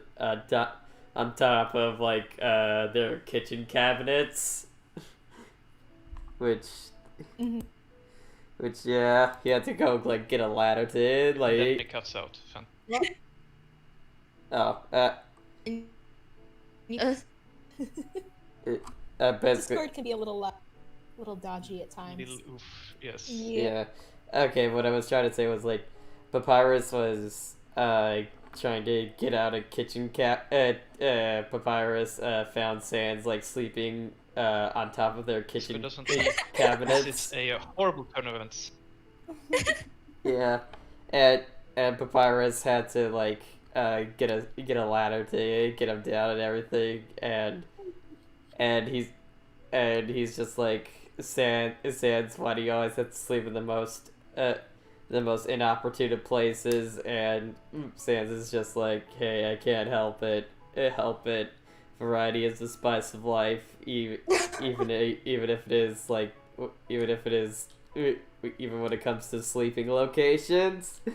Yep. So good. My There are face humans turned. there are humans at the door, Sans. And then it becomes slightly vexed. Yeah.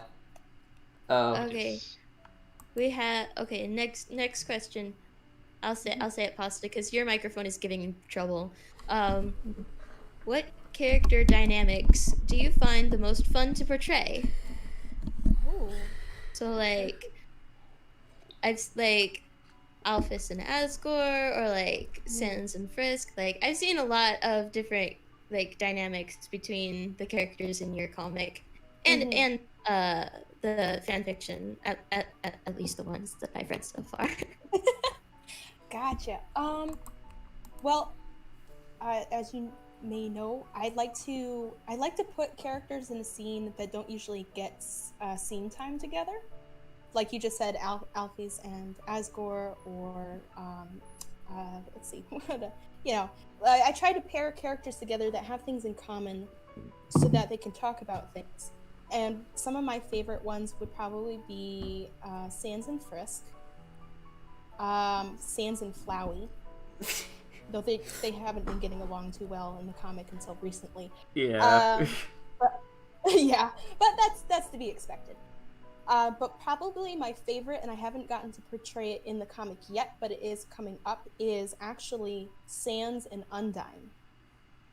And the reason being that they are, at the same time as being complete opposites, they have very, very intense things in common. So like they're complete opposites as far as like Sans is very lazy and Undyne is very passionate, and all the, things like that. But at the same time, they both have a love for Papyrus, or they both have their beliefs that they stick to very, very, very direct. And like putting characters together, not in a shipping way. Let me just clarify. Yeah. Not in a ship, but in a way where they have to interact and discover something about each other that maybe they didn't realize before. And I do have a scene like that coming up pretty soon. Something I really want to mention is I really liked the scene with Toriel and Undyne, because that is another another couple characters that you don't see like interacting with each other very often, and pretty much not at all in the actual game. And it was really interesting in my opinion. I enjoyed that part. Also, poor Papyrus. He's like, I don't want to be a part of it. That's definitely when people are, yeah. Yeah, I've experienced that before. Just like you're caught between two people arguing. It's just like, I'm gonna go over there. Yeah. Undyne and Tor. Yeah, of an unusual. They're both very, very, in their own ways, passionate women about what they believe in. They have very, very set opinions and very, very set ideals. Not, at least in the story, that not all of them line up. Undyne is very close to Asgore because Asgore, trained her when she was young, so she looks up to him. And meanwhile, Toriel is very, very against Asgore because of the past with all of the children. So for them to be put in a situation where they're sitting in a room together and Papyrus has gone off to do what, it was a lot of fun, and it was also a scene I did not originally. Sometimes characters kind of take on a life of their own and decide, you know what, we're actually going to go this route. So just follow along. It's like sometimes you write the story, but sometimes the story writes itself. Yes, exactly. Yep. There's been a lot of those in Deeper Down, because I have points. I have written out and planned the story from beginning to in a very loose manner, because I know that these characters are going to say, you know what, let's have this extra scene, or how about we not have this. As long as I hit all of the story points, I'm happy. They can do whatever they want. Yeah, going back to that idea of putting characters together that usually don't. One of my favorite comics from back in the day.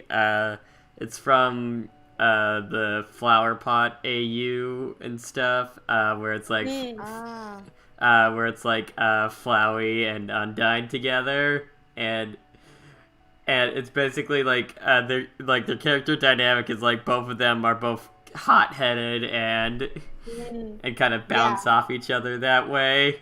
Yep, exactly. Good character dynamics. A little bit of conflict. Yeah, but Undyne's hot-headedness comes from her sheer passion for loyalty and stuff. Wow. well, Flowey's just like, I'm gonna do what I want because I hate every single one of you. Exactly. You said Undyne and Toriel, right? Yes. Yep. Yes. There's the scene. There is a very good short fic, 8,000 words or so, from a author called Anonymous, which does everything under the sun. He's a short story writer, and he did a very good story about Undyne, Toriel, and their views. Ooh. Specifically in regards to Asgore, and about they discussed the events during the Undertale story. So if you want some, Yeah. I would like that. Yeah, because I like that kind of. I'll put it in the Discord as well. Thank you. I will be going back through and gathering up all these goodies. That's good. I have to. Because when I'm Got not some- making yeah. stuff, I'm looking at stuff. Yes. Got some souvenirs. Yep. Carry off all the treasures, the loot. Indeed. Yeah. We have another question from the chat. In a lot of fanfics, Paps is a character that varies. Papyrus is the character that varies the most. Sometimes he's naive and dumb. Sometimes he's smart, yet still kind. In your mind, what is the best way to portray Papyrus?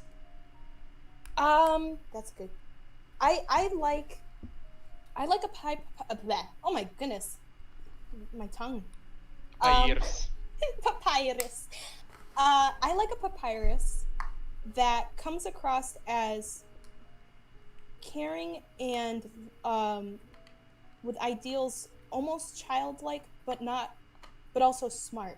It's kind of like what we were talking about earlier, where you get to see the process that he goes through when he thinks and when he does things, and it's from an outside perspective, you'd be like, why are you doing that? It takes so much energy. But he has lots of energy to expend, so I suppose it's not a big deal for him. But I like a papyrus that is smarter than he appears to be. Not to the point of being like a genius or anything, but he knows what he knows, he believes what he believes, and he cares about people in a genuine way that, like, there's that scene in Deeper Down where it's Papyrus and Toriel. And Papyrus feels like he needs to say that he thinks it's wrong that Toriel and Asgore haven't made up. He doesn't attack her with it, but he wants to genuinely understand why, because in his manner of thinking, holding on to a grudge is counterproductive and only hurts those involved. So it's kind of like that kind of a deal. That's the kind of Papyrus that I like. I kind of got a little lost there. We have another question here from chat, which I think have been asked like multiple times, so guess their time now. And yes, for Zeragii, what encouraged you to do auditions for your comic? Also, did some of them disappear afterwards? Oh, the auditions, as in like the voice auditions, I'm assuming? Yes, Yes. I guess that as well. Well, what ended up happening was I was in college at the time, and I had access to lots of equipment because I was in the animation department, and there was a sound booth, and they had all of these really, really fantastic recording equipment and editing equipment. And at the time, my nobody was dubbing. No one professionally was dubbing my comic. And I was like, oh, just for my sake, I would really, really like to, have people voice it if they want to. It's something cool to do. I needed a distraction from schoolwork. But then what ended up happening is it was extremely time consuming. So to anyone who ever does any kind of editing, like even when you split it between two people like I did, it takes a long time. And what ended up happening is what's it called? Oh no, I can't think. On YouTube, who does most of the dubbing for various Undertale comics. Is it Sans TV? Sans Comic TV. Yes, thank you. Sans Comic TV started doing it, and I was like, wow, they're doing it really good. And at that point, I was very deep in my thesis at school, and I started having the trauma issues and stuff like that. So I was having a really hard time keeping up with the comic, but also keeping up with the dubbing. And I said, go for it. I was like, just go for it. And I loved and I used to drop everything, even when I was at school, to watch their dubs. So after that, I kind of just dropped the project because I figured other people could do it a lot better than I could. But I also feel really guilty because some people sent in a lot of voicing material, which I still have, and once in a while I listen through it because I'm nostalgic that way. But yeah, that kind of fell through, at least on my end. And now that I'm out of school and I'm working, I work a number of art part-time jobs for video game company. What else? A guy who's trying to get up enough material to bring a what's called a pitch Bible to a animation company to try and make a movie. So I do a lot of like little things like that, but they're very time consuming. So to keep up with all of my real life work and still do the comic and do the dub, something had to go, and unfortunately it was the dub. Yes. How are you? How are you? I'm not gonna say against dubs, but in regards to dubs, because how much actually? Because really, dubs, they always link back to the original work, of course. Yes. But how much of that exposure do you see in it reflected in your own like hits and quote unquote popularity? I do get a lot of people that come and follow me on or watch me on DeviantArt or Tumblr that said that the first time they ever heard about me was watching Sans Comic TV or Comic Sans TV. Whatever it was. Yes. I'm dyslexic. I'm switching things around. It's fine. I think I actually got a lot of views from people watching that and then saying, "Oh, is there more?" And then they would click on the link that they would put. And so I appreciate and always enjoy when other people dub, and it doesn't have to be a big like well-known dubbing group either. I often get requests for like just about anybody who wants to, and my opinion is always just go for it, because if it's something you enjoy, and I always ask that they send me a link so I can watch it and coo over it and enjoy it too. But yeah, it's like the more material out there, the better for me, but that's also not the reason why I'm doing it. I'm doing it so that other people can enjoy it as well. Yeah. Yes. All right. Okay, good. Because I've always wondered about that. Yes. I know that a lot of people have different opinions, but that's mine. I'm pretty cool with it and I enjoy it. Yeah. Honestly, I'd probably like die of embarrassment if like either a like popular voice actor or actress in the Undertale community and stuff read out something from my fic or someone like I have a few pieces of art that are actually based off my story and stuff. And every time I get them, I'm just like, because I'm thinking like, hey, that's way too good. Why are you doing that? This is not allowed. It is much too good. Exactly. Yeah, Yes. I gotcha. This is off topic. Okay, sorry. But I just wanted to let you know, Zeragii, that I'm still planning on trying to remake or like part of what was it, Fragile Promises in comic style. I'm still planning on doing that.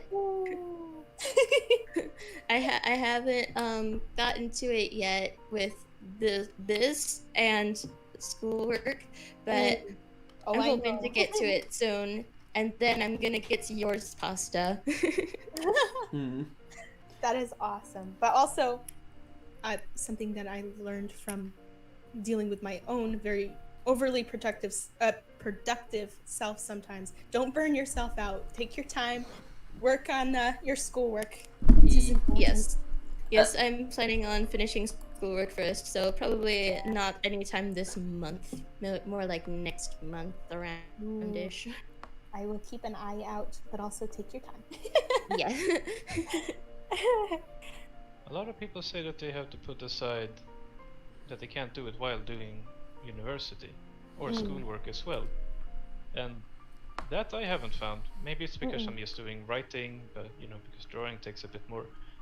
But I've been doing my story while I've been also pursuing a master's, first a bachelor's and then a master's in astrophysics. But then again, could just be writing. Right. Yes. Yes. And I think I was more You gotta space out your day. Exactly. You gotta It's be like adult. downtime.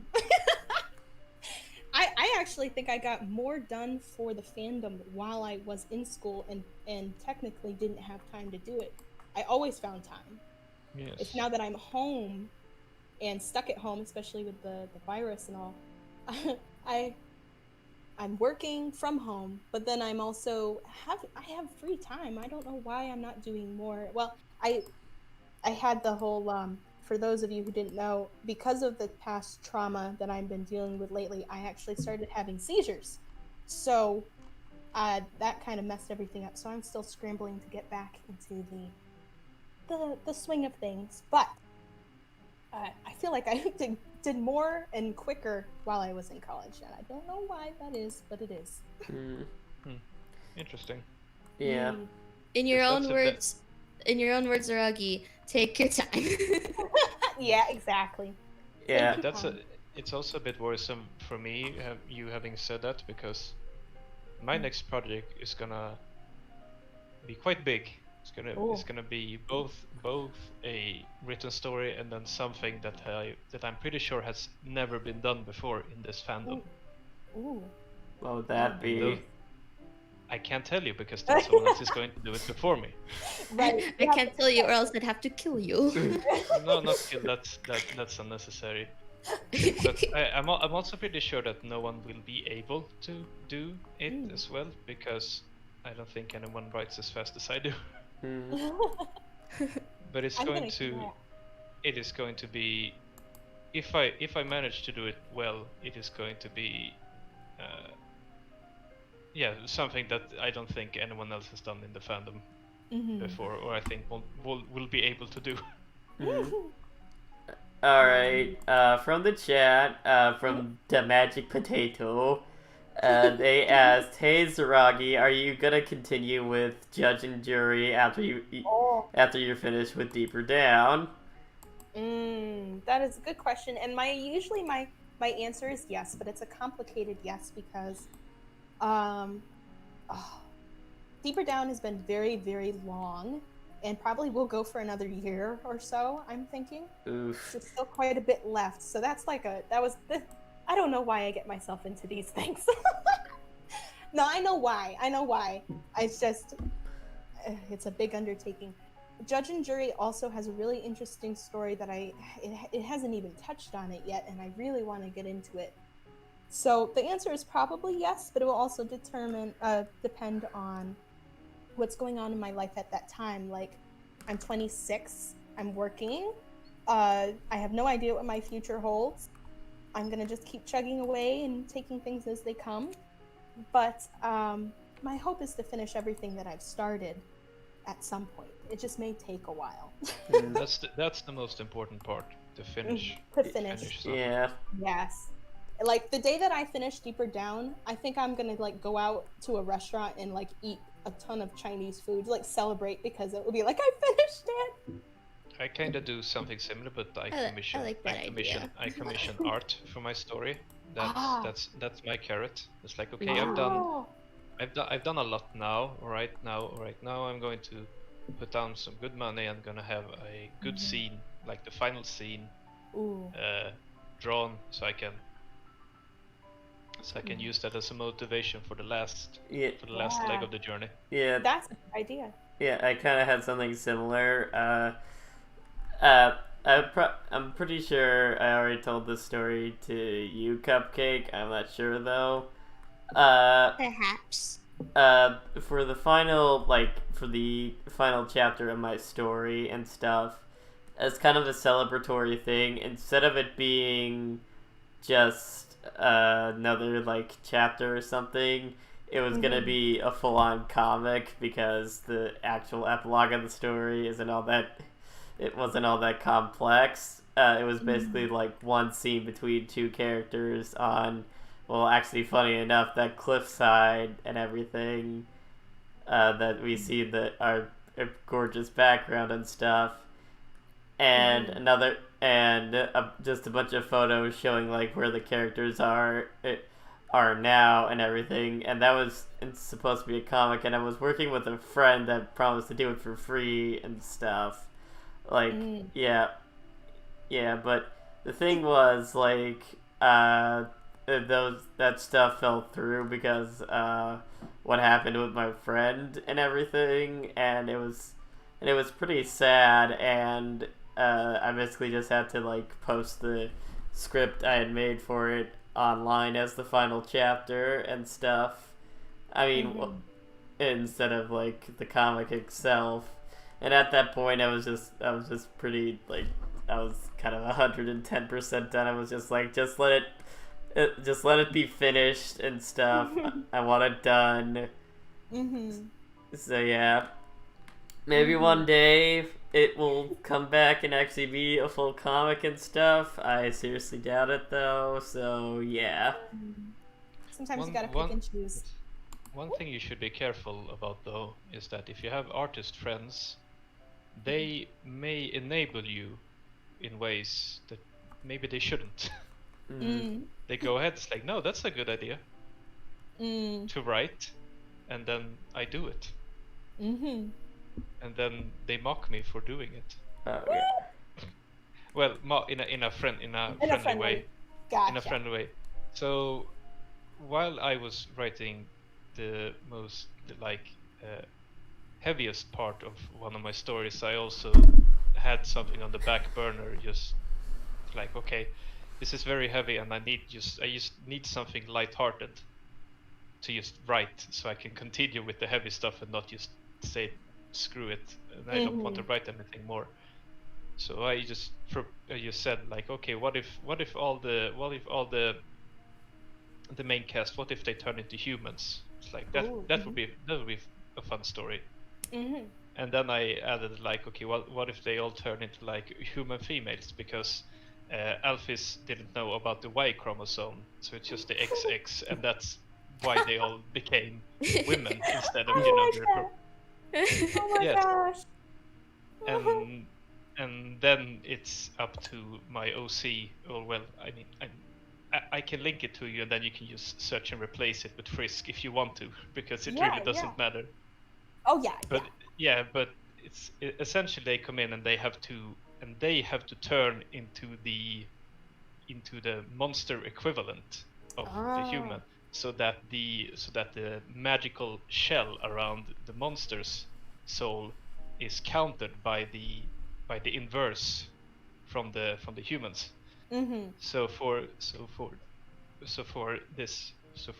example, Undyne, for Undyne to turn back into a monster, the human needs to turn into Undyne, and then the two souls need to battle so that they shatter and then nullify it. And that was really fun to write. I bet, yeah. It's really fun to write. And it's different because I've never heard of something like that. That's the kind of stuff I hunt for, is like the stuff that's different and fresh and new, and yeah. Yes, I'm gonna want from all three of you guys, like, any of your works and stuff. I haven't done anything yet. Also, in the same sense, I wrote like, in 2 weeks, I wrote like 50,000 words of just pure fluff. Oh yeah, yep. A six goat family. Oh. It was. Extra Yes, Pasta. fluff. I think you read it. I think you read it actually. Me? No, Pasta. Oh, okay. Maybe. I'm pretty sure. I mean, it's 50,000 words, so. Yeah, I've been very bad at not reading anything lately, so. I stayed up till 4 in.the.morning reading. Oh my gosh. I'm a bad girl. You're not alone. Oh, what was? Okay, so. This is another question from the official list. What was your first piece of Undertale fan art? Oh, that's a good question. First fan art. Yes. Let me see. I actually can. Oh, almost swallowed my tongue. Good gracious.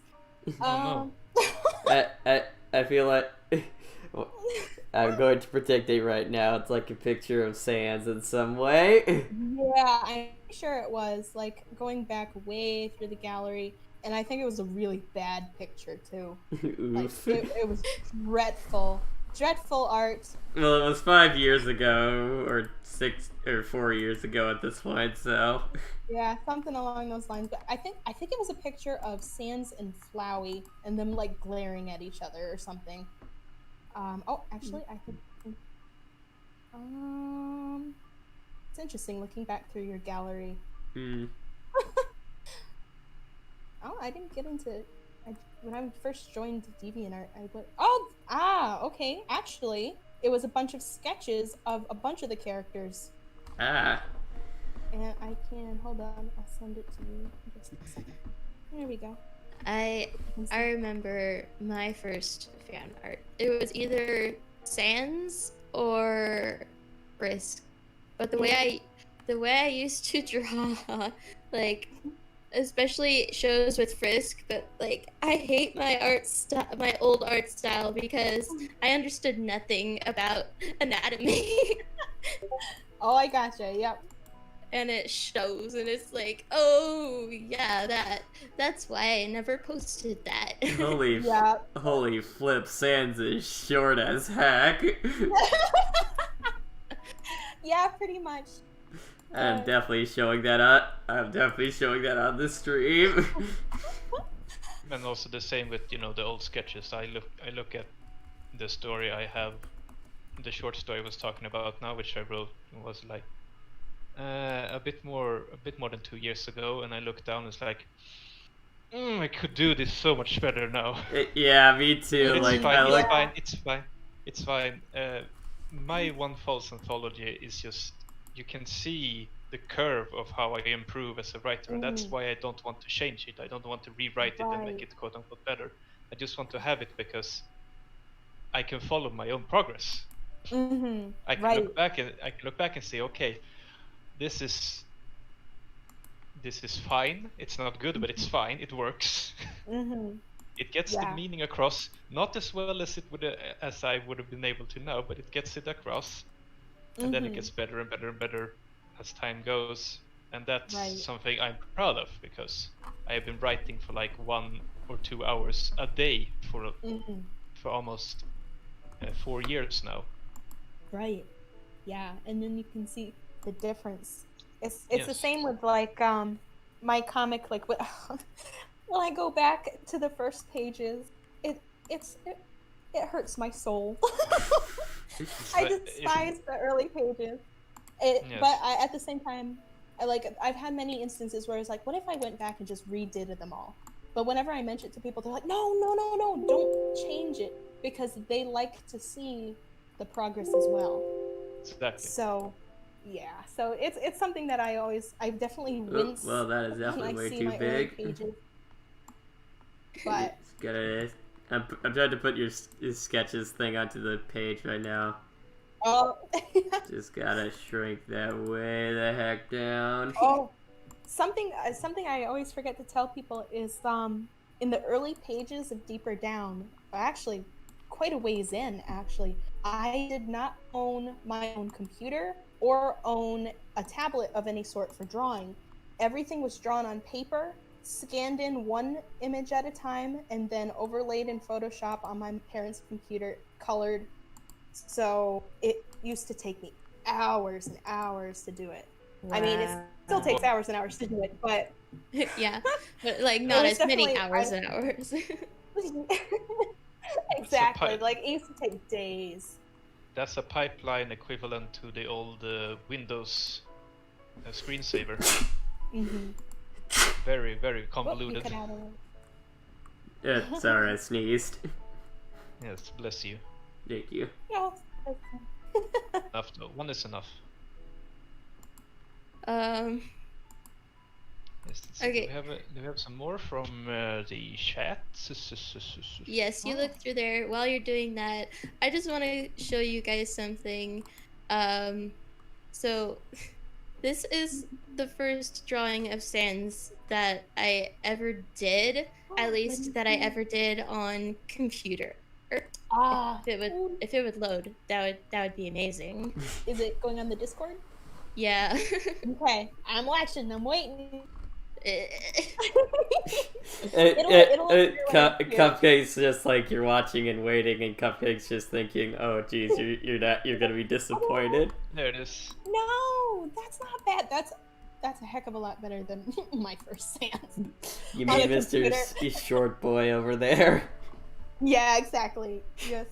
You should Like- for like April Fool's Day of next year. You should just make a short comic where Sans just is that tiny and stuff, and Frisk and Fire are just like what the heck happened to him? A side effect for the magic trade, I guess. Do him like the the picture of the engineer from Team Fortress 2, but he's very compact. Oh yeah. Yeah. You're ugly. Oh my goodness. Like that compared to how I draw him now is like Night and day. extremely different. Yeah, it is. Wow, and it's nice. See, I guess Yes, he this has is where- pink loafers. This was back when he wasn't in Smash, so we didn't have an official like color for his slippers. It is. Ah, Yes, exactly. mhm. Settle it in Smash. Well, I mean, I get you. yeah. do you want those to be shown on the stream? Sure, okay, yeah. Okay. I mean, like, I had to get past the first one to get to where I am now, so. You But- only YOLO once, so. Mhm. Yeah. But it's funny because, like, you can just see the things that I used to do, which, like, such as the gradient background. I'm like, oh, no. I mean, I'm not saying it's bad, but I'm just saying that the way I was doing it with this character who's supposed to look realistic with just like this like blue to purple gradient background, it just doesn't work very well. Gotcha. And that's the way that we learn, is by doing things, and then we find the things that we like, and it becomes your style. And then you weed out the stuff that like, oh yeah, I won't do that again. Yeah.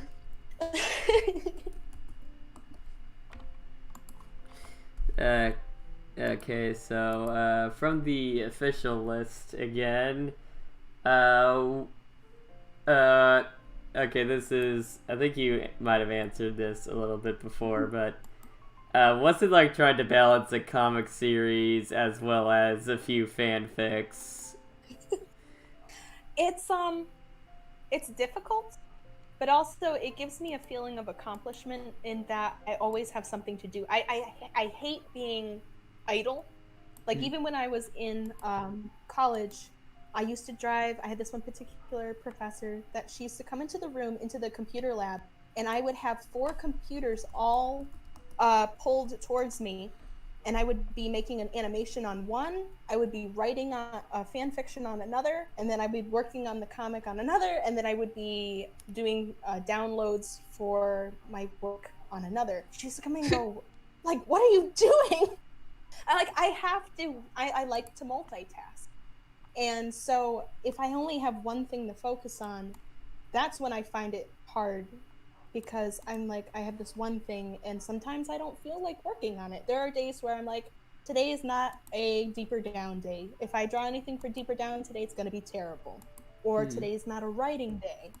And when I have multiple things to choose from, I'll always have something that I feel like doing. And if I don't, I'll just sit down and watch Undertale videos on YouTube. All right. So yeah.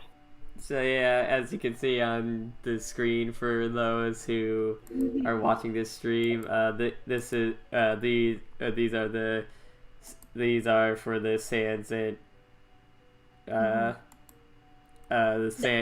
this is like the 2 different versions of Sans that Cupcake did. I love them. Like it. The one on the left is The one on the left is the like super old one. The one on the right is the newer one. Yep. Brilliant. Magic potato. Those shorts be quite long. Yeah, I don't know. It's like I've seen people draw stands with shorts that I think seem way too short for him, so I overcompensate, and so I just turn his shorts into pants. So he's just wearing, but like I actually have a pair of pants that looks exactly like that. So I'm like, they're just those pants. They're just pants. Yeah. Yep. I like it. I think I have a pair of pedal pushers that look just like that. I have a pair of I just need a blue hoodie now. I just have a pair of basketball shorts And that are no also skin. like that. I have my pants and I have my hoodie and I have the my turtleneck. There you go. Yeah. I just need to make the head out of like paper mache. They get Then I have amazing the Halloween cosplay. costumes. Yeah. Do it. Plus, we shall go to a con together, and I shall be Sans. Do it. Yes. It was pretty fun in the fanfic paradise.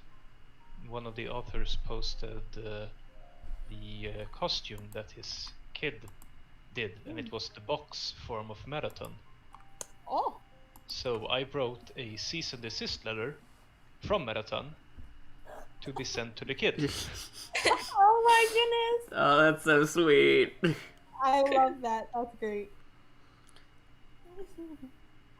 From his from his representative prosecutor lawyer man, or was it lawyer prosecutor man? Which was it now? Let's see here. Prosecutor lawyer man, yes, representative of Metaton. So it's fun, you know. I can't believe we have like 28 viewers now. Holy crap! Yeah, just hearing the rambling. Oh, Yeah, fudge. We've I'm been having a on for very a while. good time. We've been on for a while. Yeah. Yeah. You know, good talking. Yeah. We have like a couple more questions left on the official list. Yeah. We actually we only have one left on the official list, but okay, guys, in the chat, we're gonna probably be ending soon because we have been going on for quite a while, and we just all have other stuff to do probably today. So Yes, I have more schoolwork. Oh. Oh. yeah, homeschooled and stuff. So Oh. yeah, I get to make my own schedule, but that also means that I have to get the work done, no matter if I have to go until dinner or not. So Yeah. yay. Yep. I was homeschooled for all but 2 years. I mean, before college, obviously. So I am a big fan of homeschooling, but yes, that is an issue sometimes. Yeah. All right. So yeah. While we ramble on this last official question, you guys put in your the chat your questions. So And we'll try and do them quickly so that we don't keep you too long. yeah. Okay. So the last official question is: how do you feel about your place in the Undertale fandom, like right now? Again, mixed feelings. I'm content and grateful that I've made it this far. I think I just hit 9,000 watchers on DeviantArt at least, and that to me is huge. But also It's over. it's kind of a mixed 9,000. feeling. It's like I want more so that I can talk to more people. It's not necessarily I want to be more well known as I want to reach more people. I You're guess like it goes papyrus. back to You the like whole. papyrus. Yeah, I have a that way. very. It gets me in trouble sometimes, but yes.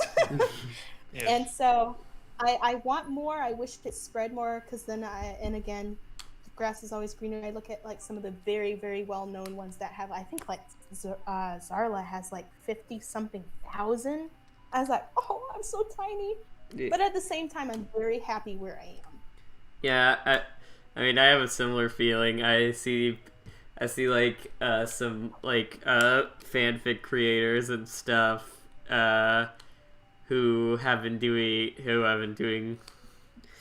like thousands and thousands of kudos. Well, like the most kudos I've ever gotten is like 70. Is like about like 75 something and stuff, and I'm just like, I wish I did have more and stuff. Obviously, but then I remember like I've been doing this for about like 2 years now, and these people have like been doing it like since the game came out all those years ago and stuff. So Right. so yeah, I don't really. I try to think like, hey, even though like maybe not anyone, hey, even though I might not be the most popular, I might not have all the attention and stuff on me, I at least have people that do consistently read and enjoy the work I put out, and that really really does make me happy and stuff, knowing that like every time I post a chapter, there's someone out there that's they got a little bit better because I posted something. And yeah, I do. And I just feel like even though I only have like probably about like five to 10 of those people that do legitimately feel that way, I do feel like the world for those people that do consistently read my stuff. Right. I'm pretty content with what I've managed, just because I have done like zero advertising like at all. People, I've commissioned art, and that's when people is like, oh, I saw this art, and then it's like, oh shit, and there's a story to it as well. like 2 months afterwards, they found it like someone else. Yeah. They accidentally stumble upon it else, and it's like, oh, there's a story to that as well.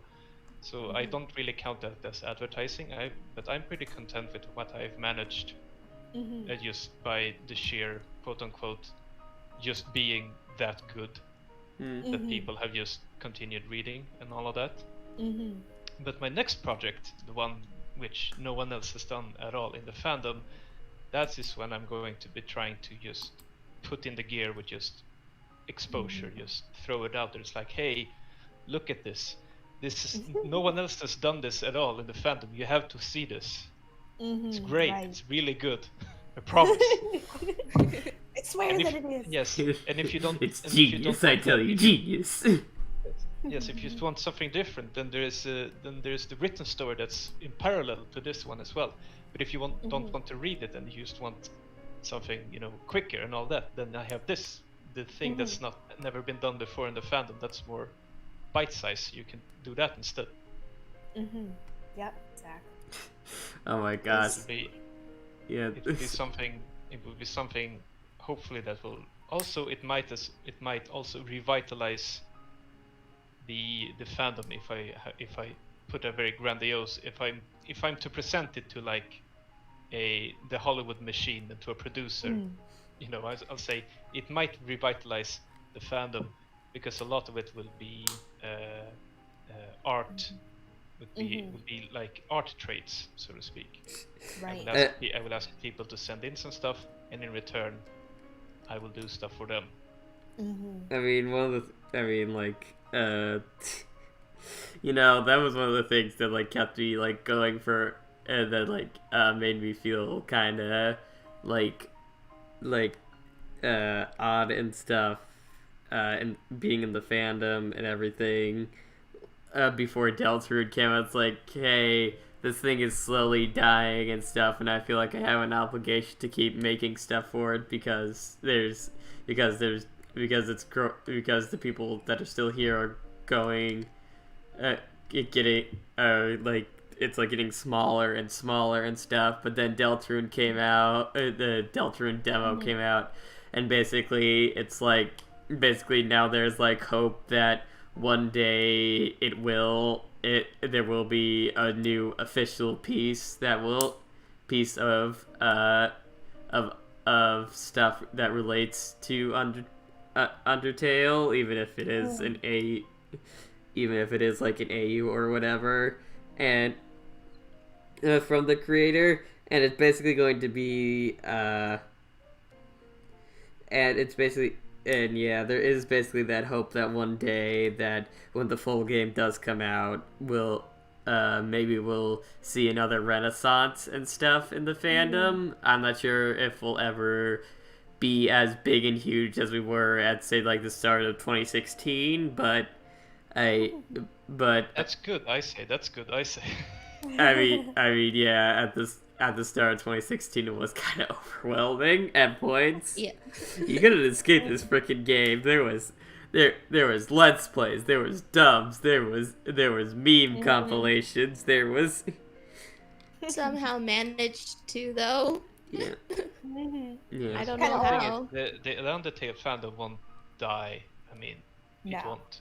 No, I mean, like the example I said before with Softopus, like the Mega Man fandom is still alive today, and if the Mega Man fandom is alive today, then the Undertale fandom is going to be alive plenty. It won't be as overwhelming as it was, after the release of Undertale, of course, and it might just spike again with the release of Deltarune. Whenever that happens. In the year Right. 2060 billion. Honestly, like for that, I think it's gonna be either like I think it's either gonna be late 2021 or early 2022. Honestly, because I think 3 years with the full development team should be long enough to finish the whole game, just about. Yeah, well, Toby's an enigma, so we don't know. Toby is as Toby does. Yeah. Okay, Just- so we have Yeah, we have a question from chat. yes, pasta. Just remember, guys, no matter what your Deltarune theories are, in the words of Luke Skywalker in The Last Jedi, amazing, every word of what you just said was wrong. Yes. Because Toby Fox is the king of left field. I mean, we're making theories about Deltarune and stuff just based off of Chapter 1. And that's kind of like judging Undertale from like just the ruins section of the game. Right. So yeah. I mean, Lot the ruins is a pretty good vertical slice of what the entire game is. Yeah. Character interaction, new introduction, puzzles, final boss that makes you tear up, But- and that copy same story, Yeah. different different step. Yeah, but but yeah, honestly, when we first played, no one expected that the first thing after like you had the tearful like goodbye and like threat by Flowey and stuff. The first character we see after that is a skeleton that has a whoopee cushion in his hand. Which I very much appreciated. Yes. I have a weird sense of humor. Yes, we do have, I think, one question here in the Twitch chat, actually. Yes, we Ah. do. It's from Target Grin, and that's: have you been watched on DeviantArt by someone you look up to and get inspiration from? Oh, that's a good question. It's don't 9,000. know. I don't have time to look through them all. True. I'm not sure if they watch me necessarily, but I do see them comment once in a while. TC96 for Undertale. I Yeah. often see a little message, and that really makes my day. Yeah. Yeah. Uh, And I did get a message, and I don't know if I answered back. I feel terrible. I don't necessarily watch this person, but I know that they are big on Tumblr. And I think I'm gonna say it right, Potax or something like that. But I look up to them in the fact that I think that they're more professional than I am. I don't really know outside of just seeing their artwork what they do or what they make or what age group it's for. But it felt really good to get a message from someone that I thought was more along and had more watchers than I did, and it felt really nice. Senpai noticed. Senpai noticed me. Glorious success. Yes. Again, if we like, one of the dreams is to have like someone like Absolute Dream on this show and all that. It would be a dream. Yeah, that would be a dream. But yeah, if we had Absolute Dream on again, both me and Cupcake would be like, And then again, I'd be the one to have to. to be the You'd actual carry the interviewer. conversation along. But that's also good, because if you go that and then you can't talk, then I can just plug my stuff constantly. I mean, So that's nice. Ulterior motives.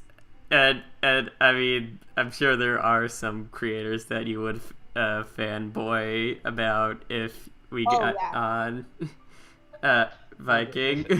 The thing is, those I am already friends with. So. Checkmate.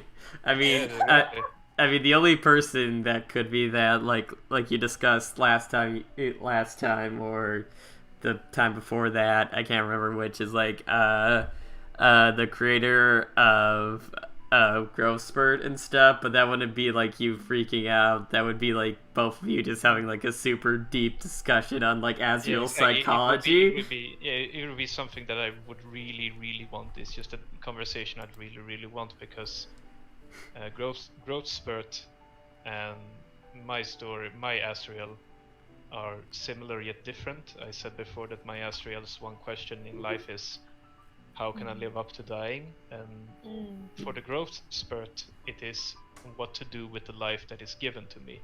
And so much so that I even wrote a little story about the two meeting and just talking, because again, I can't talk with POTUS, and so.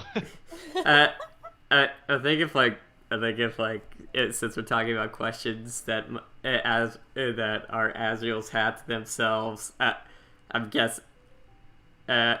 guessing like the big question is for him now is like, I've been given a second chance. I've been given a second chance, but a second chance, and even though everyone says I do deserve it, do I really deserve it? Yeah, again, what to do with the life that is given to me. Yeah. I was trying to think of just the idea of like, hey, everyone keeps saying I'm like a good person and like deserve to exist and all that, but do I really? But just to illustrate how well I write to. No, wait. What was my segue again? I forgot my segue. Damn it. Continue. I'll try and remember my segue. Yeah. Yeah. Just there are certain people that we would have on here that we would freak out about, like say TC96 and stuff. Yeah. Yep. Me, I would be doing the same. I would be like, You draw so good. Or like Jackie, you know? Oh, or Camilla. Yeah. Like, oh yeah, there you go. Yeah, Camilla would be good. I'm also kind of like Viking in this regard, where I have some problems with the story decisions they made and stuff. Which I do want to have a good conversation about, not just me being like, you screwed up. But yeah. Anything else from the chat? We got a message. Jokes. We got some knock jokes, but we also got a message to Zeragii. You are probably the most active you also share things with us, like when you were sick. You were sick. It was what being sick was like. But please get better soon. We don't want to lose such a wonderful person. Oh, I don't deserve you people. You're so amazing. I really appreciate that, and I am well on the way to mending. I still addressing those because I know people have been worried, especially in the past month or so with the seizures and stuff. I am on the way to mending. I am seeing a therapist, and we are making progress. And I have lots of people. I have my family and my friends and my fans and my boyfriend, and I am very happy. And I am gonna be fine. So Shadow's Storm. We love you, Z. Take our affection. we're going to love you by force.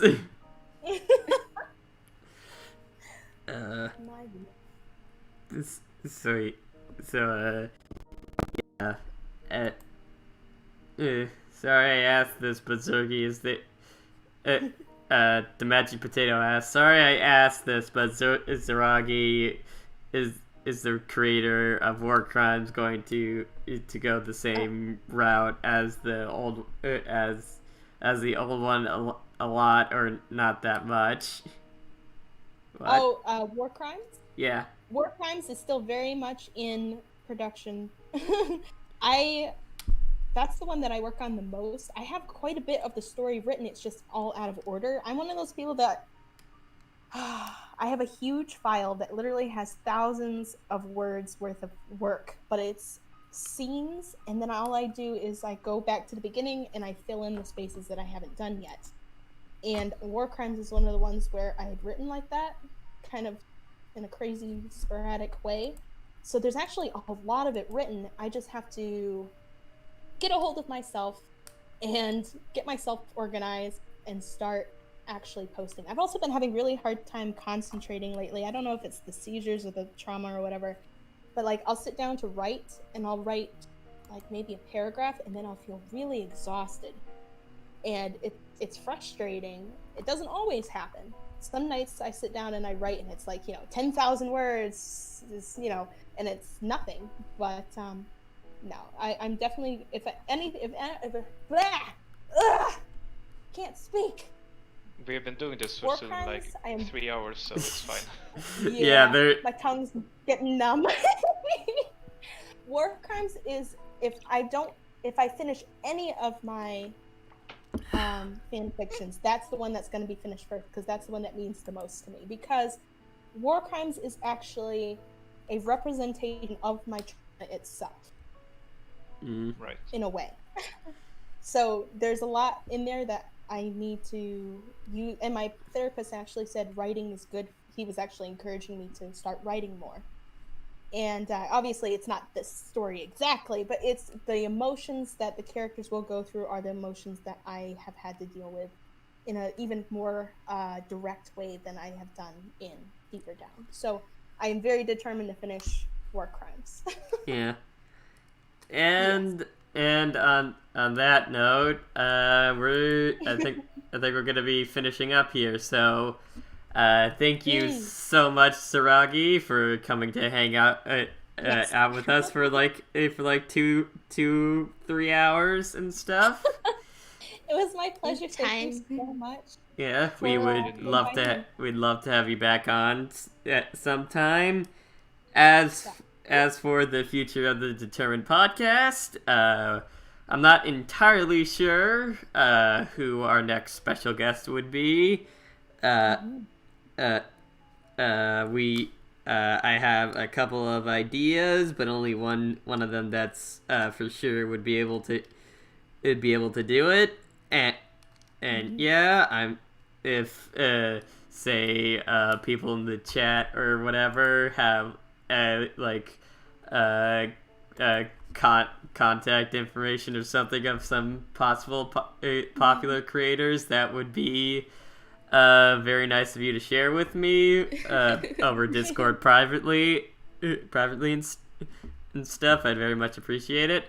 And we'll see you all sometime, possibly later this week, or probably sometime next week. So yeah, from all of us here at the Determined Podcast, have a good night, take care, and we'll see you all next time, and stay determined. And then, Bye. Bye, everybody. bye. Take care.